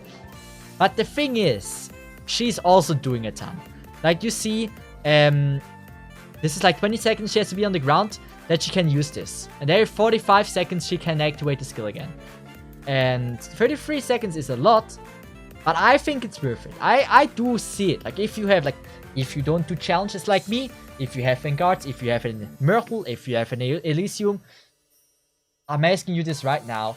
When was the last time you had problems with TP when you used Myrtle or Elysium? If you use both in one team, I don't know what you're doing wrong if you have TP struggles. But usually if you use like those two, maybe a bagpipe as well, you are fine. You're not gonna struggling with DP. So even high DPS cost operators shouldn't be a problem. Only for CC, obviously. Like CC, that's a little bit different. If you're a new player, maybe don't build her. If you're mid-game to later game, she's good. But she shouldn't be your priority if you just started off. Because you don't have like those units called Myrtle and Elysium. Like those are units that are helping you gather DP like a ton. They're worth building, but if you don't have them at M3 yet, or just a high skill rank level, or you don't have them yet in general, it's harder to use her in the beginning, in my opinion. But like if you're mid game to late game, you should have. Like you should build. She's not bad. Surtur! There's not much to say about her. She's freaking OP. Next one. Nah, so Surtur is commonly known as the strongest operator in the game we have yet. She's more like used as a heli drop. You deploy her, use the third skill, she makes snip with her finger, enemies are gone. So to explain what she does, attack deals arts damage. So she's an arts guard. When attacking, ignores 20% arts resistance, so nice to have. After receiving a fatal damage, continuously prevent HP from falling below 1. Retrieve from battle after 8 seconds later. This is also like, trust me, this is a really insanely helpful skill. Like it's insanely good. Also like, Max Pot Surtur is actually helpful. But this is insanely good if you use the first skill. I will talk about this later. First of all, the first skill, my friend is using the first skill as well. He has, I think, everything M9. Or everything leveled M3. So the next attack is 310% damage if the target is defeated, immediately recover all SP. So if the damage of her is enough with that skill, you can just use it again. And again and again if the enemies are weak enough. It's strong. It's definitely good. It's just not what the majority uses Surtur so far. It's strong though. If you don't want to go with the first skill, it's a good skill though. Attack plus 120%, attack range plus 1 tile, attack and target count plus 1. When attacking only one enemy, deal 160% damage. It's a good skill. I've barely seen it being used. I've barely seen it being used actually. Immediately recover all HP. Attack plus 270%, attack range plus 2 tiles, attack target count plus 2, max HP plus 5000, gradually loses HP, HP lose percentage continuously or continually increases capping at 20% second after 60 seconds. Infinite duration. So if you can keep Surtur alive, she's vanishing everything. So trust me, this skill can kill everything. It deals a ton of damage, like 270% damage. It's arts damage and it takes 2 tiles more while attacking 2 more enemies. While she has 670 to attack. It is a ton. Like, it is a ton. So, yeah. This is why many people consider her as being the strongest one so far. You place her down. SP cost is only... Oh, wait, did I add it on M1? 330. Okay, I added on M1 actually. 330. Yeah, you see now why she is OP, right? And yeah. What else is there? There was something I want to say as well. Oh yeah, so the SP cost of her first skill is only at 5, right? So you can place her down and you have to keep her alive for 5 seconds. Usually not the problem, right? Blame Shine. She is one of my waifus. So I recently worked on the voice acting video where I display every single character with all their voice acting roles. I'm already having probably 60 hours in it, and I'm not even close to be done. And Blame Me Shine is let's just say a really cool one. Like, trust me. So for the people that don't know, those are just a few voice acting roles of Blame Me Shine. She's one of my favorite one. Kana Hanazawa is insane. Like, if you know me, I know I love Angel Beats. I love Kanade. Mayuri, like there's Nadeko, Kosaki, Onadera. Blackrock shooter, there's so many more. And I had like 18 roles which I want to place here, but I couldn't. Her VA is insane. I like her design as well, like beautiful and beautiful. So yeah, I shouldn't give her more talking time than before. I love the cat though. Isn't the cat cute? Don't buy the skin because of her. Buy the skin because of the cat. Anyway, so let's go first with the talent. And first talent is when deployed, all operators with defense recovery, SP recovery also gain +1 SP when attacking. What this means, there's like operators that get the pinks from getting attacked. Now, Unectus is not one of them. Unectus is not getting the SP from getting attacked. I'm talking about who would be a good one? Donar is someone that would benefit from this. Who else is that? Can you give me some examples? Madrock. Oh yeah, Madrock. So Madrock is insanely good with that. Estelle, it will be, like they benefit insanely well. Blitzcom, yeah, Blitzcom is benefiting with that, but I mean, yeah. Yeah. Can attack and will prioritize slumbering enemies. When attacking slumbering enemies deals 140% damage. So slumbering enemies that you will see this later on are enemies that cannot be attacked usually, but she can do that. For example, Kafka, which is also a fast redeploy operator, can make enemies slumber. And this way, you can attack them. Only a few operators can do that. So the next attack deals 260% physical damage and heals nearby ally for 150% of Blemishine's attack. Which is, unlike Zarya, if I'm right, it also deals damage for once, right? Zarya's attack doesn't deal damage, right? No, it doesn't deal damage. Second skill, attack plus 110%, immediately inflicts slumber. Invulnerable and unable to take action. That's the enemies that are not able to do anything anymore, but you can't attack them anymore. To all ground enemies within the same tile as yourself. Additionally, heal all nearby allies for 20% of Blemishine's attack every second. So it's a slumber for 10 seconds. It's a good stall. It's a good stall. The problem with that is you could get overran. Like if like there's a lot of enemies, you use it, and there's even more enemies coming, you could be overran. That could happen if you use it in a bad timing. But usually, it should work out somehow well. Also, John, thanks so much for the follow. And the third skill, attack plus 110%, defense plus 60%, attack deal additional arts damage, which is nice, equal to 100% of Blemishine's attack, and heal nearby ally excluding herself for 100% of Blemishine's attack. So 100% of Blemishine's attack would be like 400. For 30 seconds, it should increase attack. +9. Okay, never mind. +9 is big. I don't hate it. I don't hate it. The thing is, I recently leveled Blemishine. She's my most recent 6-star I got. I wasn't able to test her out before that well, because she never came home. So I had to buy her with the selection pack. Many people say Zarya is better. If you need a healing one, Zarya is also easy to use. I probably would recommend using Zarya. But I know my friend has buff and he's always using Blemishine. Not because he loves her, but because he thinks she's stronger. So I think if you know how to play her, she can do pretty well. And look at her, she's beautiful. Way cooler than Zarya. Look at her. Look at her. Come on. Why would you level Zarya if you could level that? Good, here we go. So Rosmontis. Rosmontis is also limited. Oh, wait a second. Yeah, Rosmontis is the limited one. Yeah. But yeah, Rosmontis is a really cool cat girl. I really like her. She's cool. She is unique in her own archetype. I think there's no one like her. So people call her a death from above. Is a famous name for her archetype. Attack deals physical splash damage twice to ground enemies in a small area. Second hit is an aftershock with half damage. Problem with her itself is that she doesn't attack drones, even though she's a sniper, if I recall this correctly. Attacks ignore 160% defense, which is nice and strong. Most enemies have defense. This is good. When deployed, grant attack +8 to self and random deployed caster. Why caster though? Interesting. I mean, if you get lucky, or if you do like with Yatla, you can pair this pretty well. It's +8 attack more. That's not bad.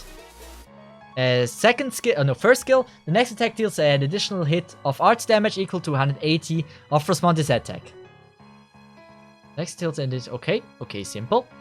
Usually, nobody's using that one. It's either the second or the third skill.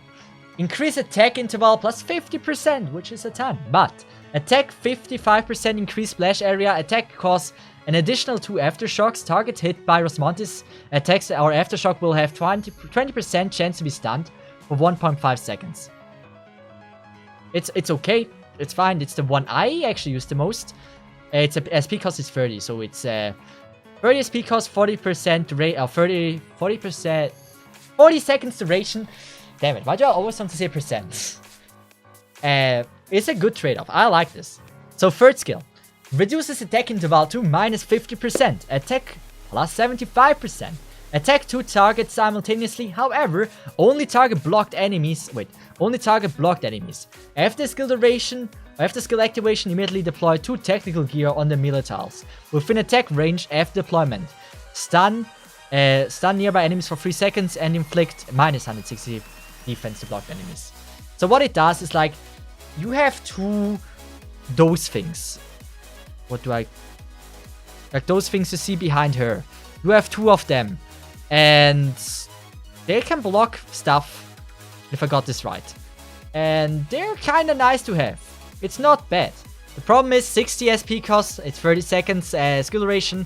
That's why I tended to use the second skill. This one deals just a little bit more. It's not, it's like, trust me, it is a really good skin. But again, I don't think she's a must-have unit. Like, she can deal quite some damage. That's just a little bit more difficult to use. Plus, she is, I don't know, she's hard to get. You can't get her anymore. It only attacks blocked enemy. That's the problem. The thing is, if she has like those 2 down, it's more like the things are blocked, but it's still, yeah. You can use every skill, but I like the second skill. But again, don't take, like what I'm talking here, don't decide just barely on that if you should level that skill or M3 that skill because of that. I have my personal opinion. Maybe I like a bad verse skill more. For example, Zarya's second skill I use, while nobody else is using the second skill. So you shouldn't just only listen to me. Matoroku. Probably the most broken defender in the game. Madrock can be placed anywhere on the field. Will do insanely well. Is a beautiful girl when you E2 her. And if you buy the skin, then this girl is a waifu. A good waifu. I don't hate defenders. I feel like the majority of defenders loses their spot. Like, the Madrock is usable, Unect is usable, and like the healing defenders. But like a Bison, like just defenders that are not dealing anything are not that amazing in my opinion. I think in the future we will see a lot more Asbestos, Dunar and stuff like that. I think arts and damage to the defenders are insanely good. I'm just feeling like at this point of time you barely block enemies. Most of the time you go with insane damage or you slow them or anything, stun them, but you don't usually block anymore. But yeah, let's just go back to Madrock. So Madrock is same archetype as Vulcan and she cannot be healed by allies, but it's a good self-heal. And you can heal it with like I think Susuan skill 3 can heal that. Angelina's passive can heal that, so passive heal are fine as well. She's already really strong, barely takes any damage. She has an insanely good shield, we will read that later. Madrock with Sculptor is pretty strong, I can see that happening. Let's just go first through their talents, so you guys understand. Gain 1 level of shield every 9 seconds. Stacks up to 3 layers. Gain 1 layer immediately after deployment. Recover 20% of max HP every time a layer of shield breaks.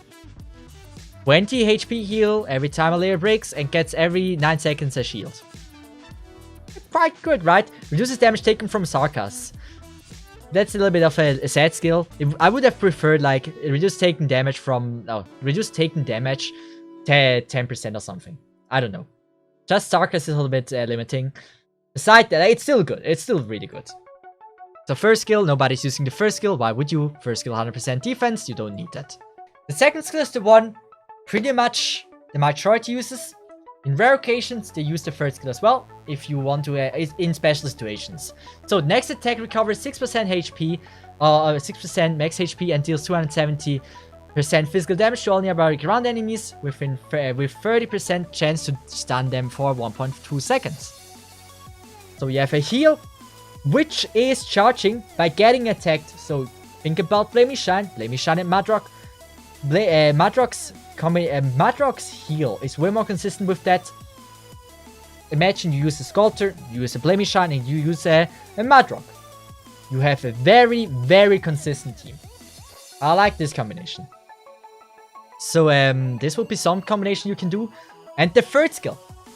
After skill activation, become invulnerable and unable to take action for 10 seconds. And inflict 60% movement speed to minus 60% movement speed to nearby enemies.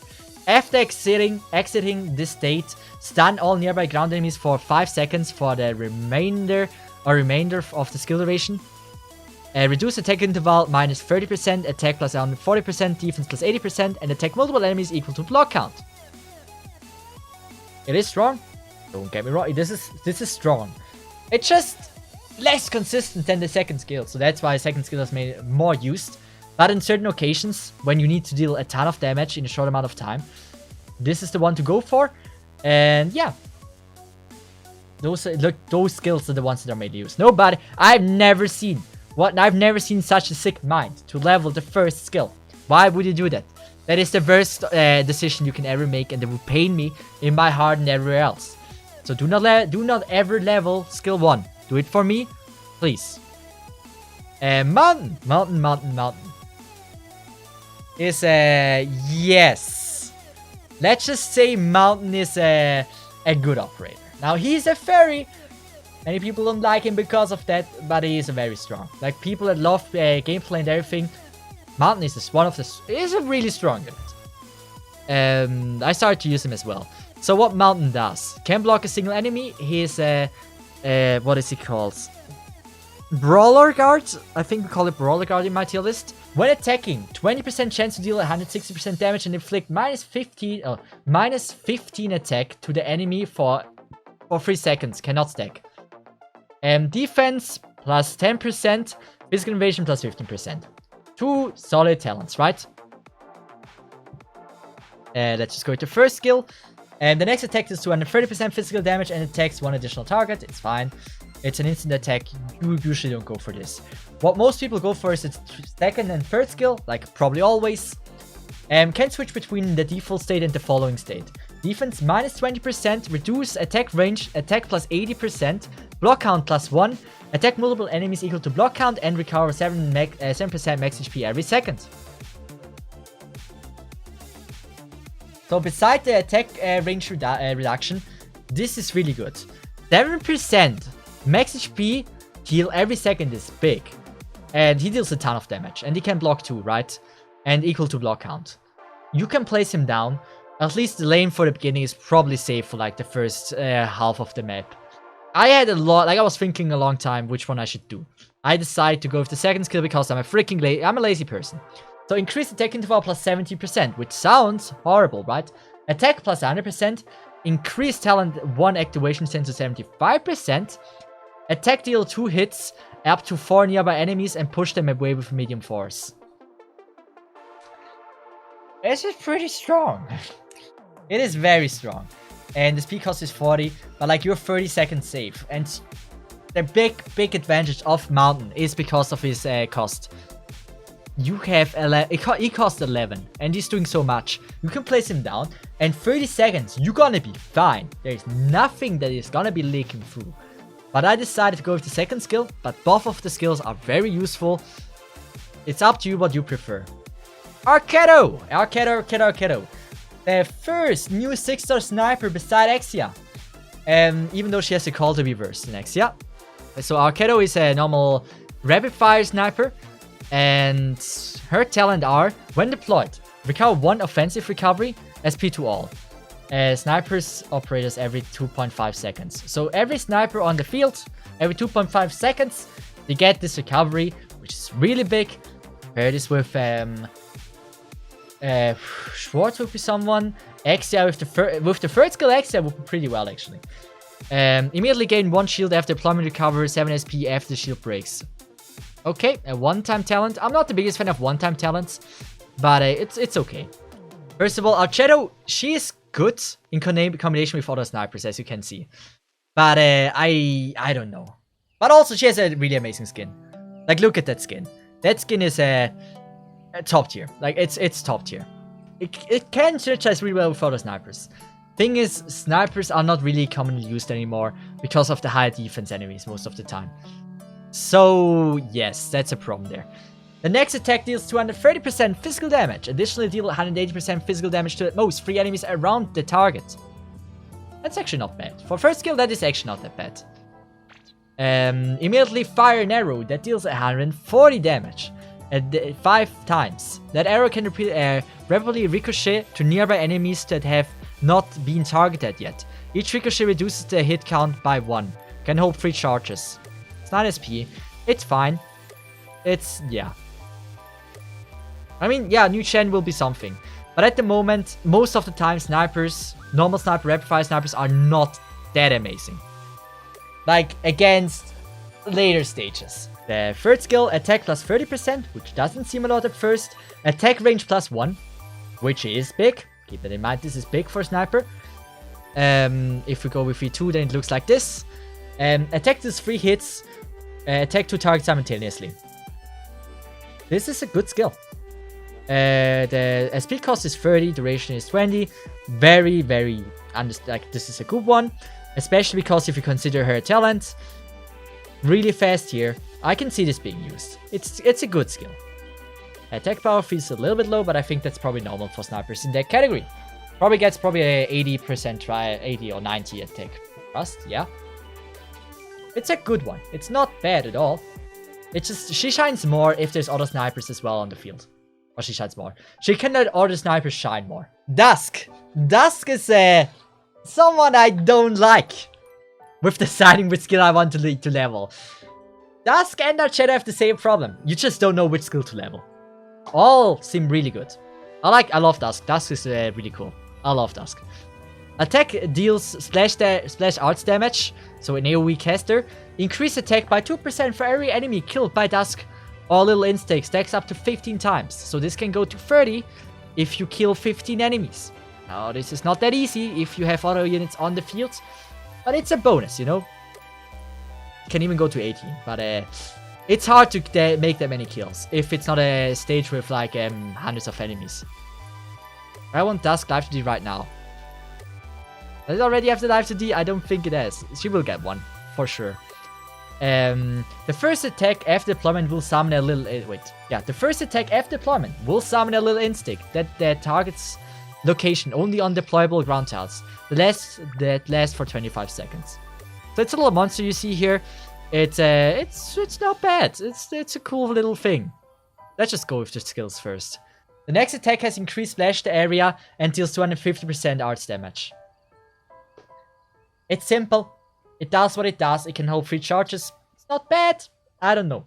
So here, I still wouldn't. I don't know if I would level this one. I would have leveled the second one, but everyone said like, oh, the second one is a boring one. You should level the third one. But the second skill is expand attack range, attack plus 55%, attack speed plus 55, attack all enemies within attack range simultaneously, increase damage dealt to enemies with less than 50% HP to 130%. It's a boring skill. It's a really boring skill. But it does a really good job. That's the thing. It is a boring skill, but it does, yeah. I mean, the thing is, the first skill is also boring. It's hard. Like, the first skill is also strong. It's like all of them are strong. It's just like, I don't know.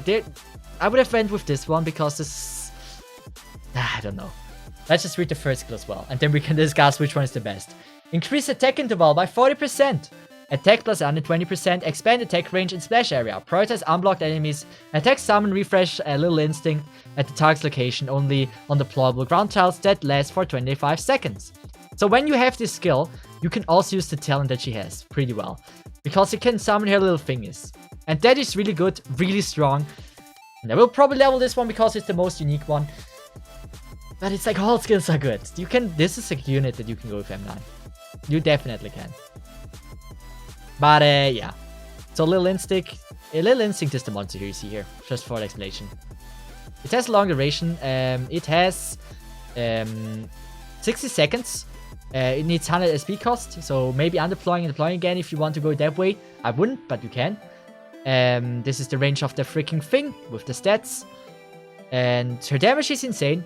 Really good. But she's expensive because she's an AoE caster like every other AoE caster. I think that's about it. She's strong. Like, she's really strong. The damage is also really good. I need to do M3. I'm gonna go with the third skill. It's just the most unique one. So let's just go with Saga. Saga is a Vanguard, and she kind of kicked Siege out of her spot, sadly. So what she can do, when dealing lethal damage, leave the enemy with 1 HP, inflict cripple, reduce movement speed and become unable to be blocked, will die after 10 seconds. If killed, grant 2 SP to the attacker. Saga will not attack cripple targets. So the problem is, if you're dumb, like me, you place her right before the blue box, she cripples the enemy, and they leak through in the blue box even though they technically are killed. And they cost, and you fail the stage because of that. So you gotta make sure that you don't deploy her right before the blue box. Not a good decision most of the time. Besides that, it's a cool thing. If killed, grants an SP to the attacker. You can charge with that. Imagine now if Yatla or something. That would synergize well. That is a really good skill. Gotta figure it out first that it can backfire a little bit. When HP falls below 40%, gain 70% physical evasion and recover 5% max HP every second. For 15 seconds, can only activate once. Trust me, this is strong. This is really strong. This helped me through many times. Like, if you've got to heal, if the heal's not strong enough, it can keep you alive a little bit longer. Second skill, normal skill. You wait 35 seconds, you get 12 DP in exchange. This one though, is the one that the most people use. And I probably would say this is the one I would recommend leveling. Immediately obtain 40 DP, deal 400% physical damage to at most 6 ground enemies within a cross area, then execute any of the enemies that are crippled, and hold 3 charges. So, if she cripples enemy and use the skill, she can kill them. And she gets the SP again, can use it again, you can do it the whole time. And yeah, so this is about this. This is the most used one. I'm very sure about this. Most people use the second skill. Third skill, I also considered. I would also not say this is a bad skill. I actually tried it by myself, and I'm actually also surprised that it does really well. But I think the second skill just is a tiny bit better. Rarely obtain 20 DP while the skill is active. So in the 20 seconds of being active, you regenerate 20 DP. Slightly increase attack interval by plus 0.5 seconds. Attack range plus 1.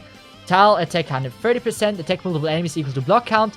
If target has less than 50% HP, perform an additional attack. I had a really tough time to decide which one I'm gonna bring. But I ended up going with the second skill. I don't know why.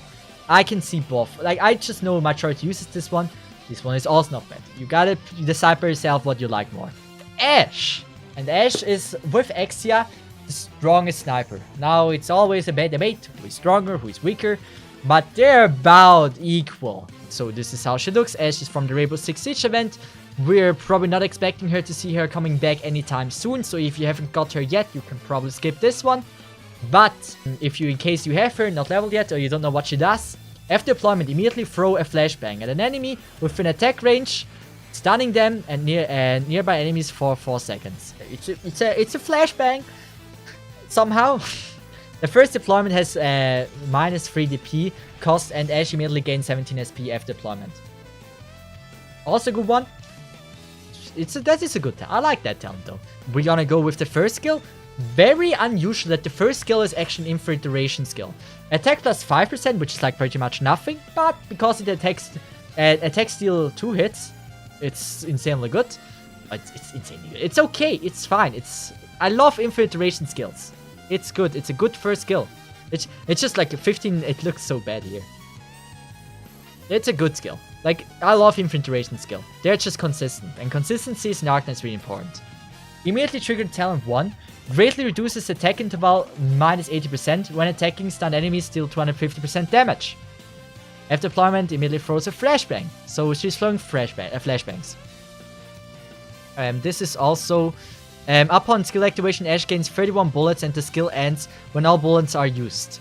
Skill can be manually deactivated. This is good. The manual deactivator can be useful if you want to... If you see like only weak enemies are coming, you would rather like to charge the skill again. So if only like 5 are left. So this is kind of nice that you have this option. And then the third skill, which is a lot to read, fire a breaching round forwards, dealing 300% physical damage to enemies along the way and pushing them with large force. When the breaching round explodes, deal 400% physical damage to all nearby enemies. If the breaching round is flying along a ground tile and hits a high tile, it will immediately explode and deal 800% physical damage. Can only be used 2 times per deployment. And it has a straight line. You gotta make sure you deploy her well, because the straight line is not really. It's hard to place because she's a sniper. Ifrit, she's always like this, but a sniper, it's harder to place that. But I still think it's not that. It's still mentionable, but it is situational. I get that. I know it deals a ton of damage though. I know it is. It is not that bad. Also, they get like trust, probably 90. Yes. And DP is 14. It's fine. Passenger. So, I actually was talking about what I think who is the worst freaking 6-star. How in the world? Can someone explain me? Someone said like Mostima was decided to be the worst freaking 6-star. I said I completely forgot about Passenger. Why is Mostima worse than Passenger? Tell me. There's no way Mostima is worse than Passenger. What did the people decide there? I think Passenger is currently the worst 6-star. I think Scott is better. I think Mostima is better. I think even Ak is better. He's not that. Why? I think he's the worst one. Maybe I'm wrong. My opinion. Yeah. Oh wait, the trait changes with E2. Cool. Attack deal arts damage and deflect slow for 0.5 seconds. Attack chain up to 4 enemies. Damage reduced by 15% per jump. When attacking enemies with 80% or more HP, increase passenger damage dealt to the enemy by 20% for 3 seconds. When there are no enemies in the fortified tiles, attack plus 8%. When stationed at the power state, okay, we don't need that. So far, talent are it's not bad. The talent don't seem bad. The next attack deals 250% damage and bounces between up to 4 targets. Increase the slow effect from attack to 0.5 seconds. By the way, they don't seem bad. I know he's bad. I tried him. I have him too. He's bad. Attack range plus 1 tile. Attack 30% highly reduced. Attack interval 50%. Attack bounce between 5 enemies. With Regenerate Lightning Storm. Centered on the target with the highest HP within a wide range. Lasting for 4 seconds. Do an additional attack dealing under 50% damage against a random enemy with the Lightning Storm. Every 0.5 seconds. Can hold 2 charges. It can hold 2 charges. And it needs 30 SP cost. I think that. I think Passenger is the worst one, in my opinion. We're currently doing a poll for YouTube to decide which one is the worst, but I think it's Passenger. I think Scotty is better. I see some use for Scotty, but I have always a hard time with Passenger. He's looking good though. But that's about everything. I'm not a big fan of him. Sorry, I tried him. I tried him on which stage? The one with the smoke. I tried him there. It just didn't do it. It just didn't fulfill its purpose. He looked good. If that's his purpose, then he did a good job then. Sculptor. Sculptor. It's a debate if she's like an S plus or an S on my tier list. But like Sculptor is S or S plus. Reason why on my tier list I decided to go with just S is because most S plus are units that I have to place down and they do an amazing job without doing anything. While Sculptor still needs some brain. There's like, she has 3 skills that are useful, that can be used, that are doing really well. Now if you're a new player, you have her, you just started off, she's the first 6-star. You will have a hard time. She's not healing that much if she's not E1 yet. Even with E2, in the beginning, her heal is not that amazing. You will have a hard time as a beginner. Now, a hard time. It's harder to use her than a Blaze or something, you know. But if you are an experienced player, if you know how to play this game, this girl is insanely good. Definitely one of the strongest. I love her. I use her every time, every day on my Special Ops account. So what she does not attack, continuously heal all ally in the range, plus 10% of self-attack every second, unaffected by Inspire. What Inspire is, it gives you additional stats, which is like HP, I don't know if it does HP, I know it's attack and defense though. Is it HP as well? I don't know. Anyway, I can summon a Seaborn that lasts for 25 seconds. The Seaborn attack range is treated as an extension of Skadi's attack range. So, if you have attack increase of Inspire effect, if you place the Seaborn in there, when they're the same operators in both ranges, it doesn't stack up. Doesn't. Keep that in mind. Not normally. With her third skill, she will. If there are allies within Skadi's attack, is Skadi or Seaborn's attack range, self-attack +6. If the allies are Abyssal Hunters, self-attack +15 instead. The Abyssal Hunters are Andriana, Claudia, and Vector. Right? Right. I hope I'm right. So, first skill. Attack and defense. Okay. No HP. Good, I got that right. Immediately cover all HP and gain max HP 170%. Increase straight effect to 80%. And 50% of damage taken by all allies with an attack range is transferred to Skadi. The strongest effect takes present deaths. So this is a really cool skill. I would recommend using this with only another healer. So you have an additional heal for Sculptor. But it can keep all your allies alive. So I like this one. The second skill is the one I mainly use for my Special Ops account because it's easy to use. And it's the one I have M2. Grand Inspire effect equal to 60% of Skadi's attack and defense to all allies within attack range increase their effect to 20%. It's a pretty good one. It's consistent. It's always there. Because I only have 2 healers there, I use her as my main healer. So it's consistent. That's the main thing. So, and the third skill, I've not used it yet. I will try against Patriot, probably at Friday stream, we will see. Trait changes to losing 5% self HP every second. Deal 70% true damage to all enemies within attack range every second. Damage from self and Seaborn stacks Grand Inspire effect equal to 110% of Skadi's attack to all allies within attack range. Problem is, Trait loses 5% self HP every second. I need to have her with a heal now. Because otherwise, she would just die. The thing is, it's true damage, which is super cool. And now the Seaborn and her attack range will stack up, which is good. So all in all skills are very usable.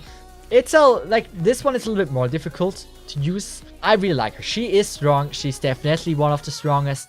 It's just you gotta learn how to use her. For example, if I have now a if I have now a Clifford that is 800 attack, and I have now M3 skill to Skadi, Sculptor, he has now 1000 attack.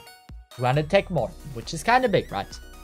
So imagine that with a skull, with a sorcerer or something. It synergizes really well with everyone, so she's a really good supporter. Claudia! Claudia is, in my opinion, one of the best pullers. She's the best puller. The thing about her, she has a self-regeneration, which is super helpful. You can place her somewhere without a heal and she doesn't die immediately. While she's being quite tanky, actually. So, skill can displace enemy. Can be placed on a higher ground. Skill 1. When deployed, all Abyssal Hunters operators recover 2.5 max HP every second.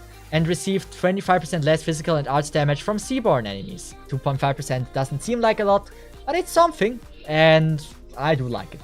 And when attacking enemies with weight 3, deal 130% damage. So if there's a heavy enemy that she can't pull, just deals more damage. Also a nice talent to have.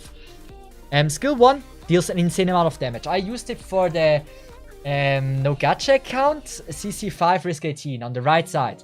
It deals way more damage than I expected, so not bad. And unlike every other puller, it can hold charges. So it's a consistent pull down while it deals a ton of damage. Increase attack interval. This is now the second skill. Increase the attack interval plus 50%. I was scared of this when I first read this. Expand attack range. So it will be the attack range of Clifford's second skill. Attack targets 2 enemies and prioritize blocked enemies. Dealing 180% physical damage and pulling them towards self with large force. So you can pull 2 enemies down at the same time, which is big. And it deals quite some damage and it pulls down. That's all it needs to do. And it's more than just one attack. It's for 20 seconds straight. So it's also consistent, a good skill. I like that one. And the third skill deals a ton of damage, trust me. Inflict bind to a faraway target and regenerate a tornado center on it. The tornado inflicts 50% movement, minus 50% movement speed to nearby enemies, deal 130% arts damage. As I said, I love arts damage, it's the meta currently. Always helpful. Every 1.5 seconds and pulls them towards the center with large force. When the skill ends, pull the enemies nearby the tornado self with large force. So in the end, like, it will be a tornado. It keeps the enemy from moving towards you, away from you, and at the end it will pull the enemies towards you. And it is deals arts damage, deals a ton of damage. She has also really good stats. Damage wise, 800 is insane. She gets more with thrust and everything. She's also quite tanky. I think she's great. It's useful for bind though. The bind is super important there as well.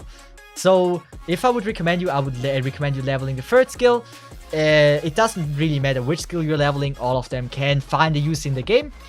But if I would have to just select one, I would probably go with the third skill. Good, 2 more and then we're finally done. Damn, that is something. Good, Cesith. Someone that is also called being one of the most OP operators in the game. Cesith is a healer. And she is not a normal healer. So if you want to build her because you need healers, I'd recommend you to not do that and focus on something else. She's amazing, but not because she's a healer. She's amazing because she can summon something that is stronger than everything you have seen before. And that's why she's amazing. Can summon and heal monster. Monster has a 25 seconds redeployment time. Cesith will prioritize healing self and monster. If not within Cesith range, monster defense is reduced to 0. So, if monster has like 5% damage loss and your friend units are like at 1% HP, Cesith will either heal herself or the monster. I think she will heal you if everything's max HP though.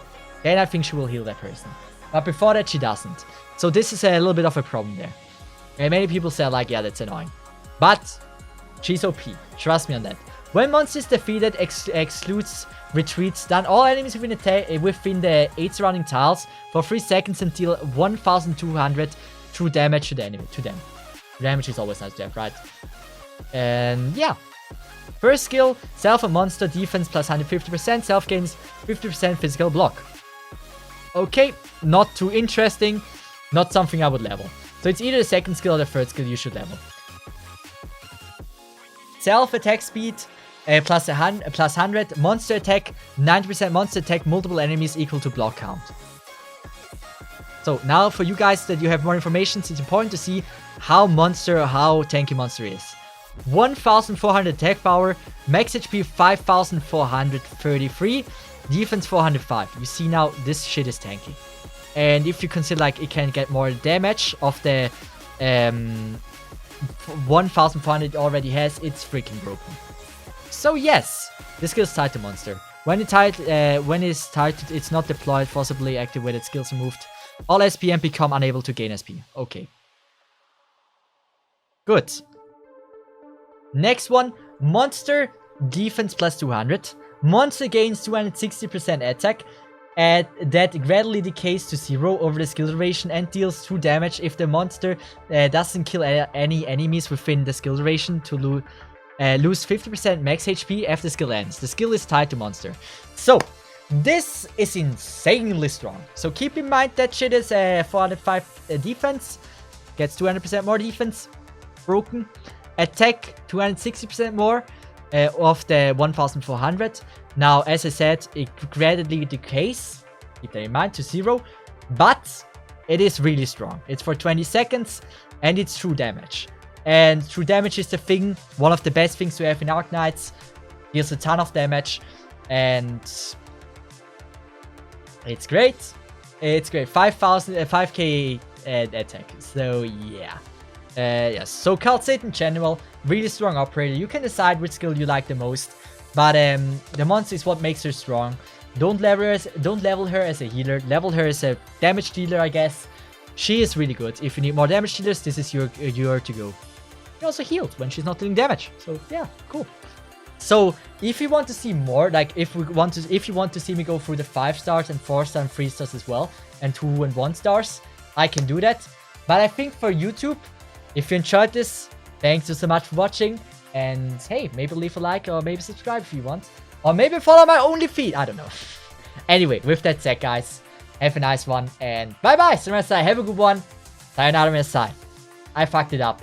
Bye-bye, Semester. Have a good one. See ya. Gosh damn it. I fucked up the ending. I'm terrible. Bad streamer. Anyway, that was for YouTube, not for you guys. Good. I should have maybe went with that. I am so freaking scuffed.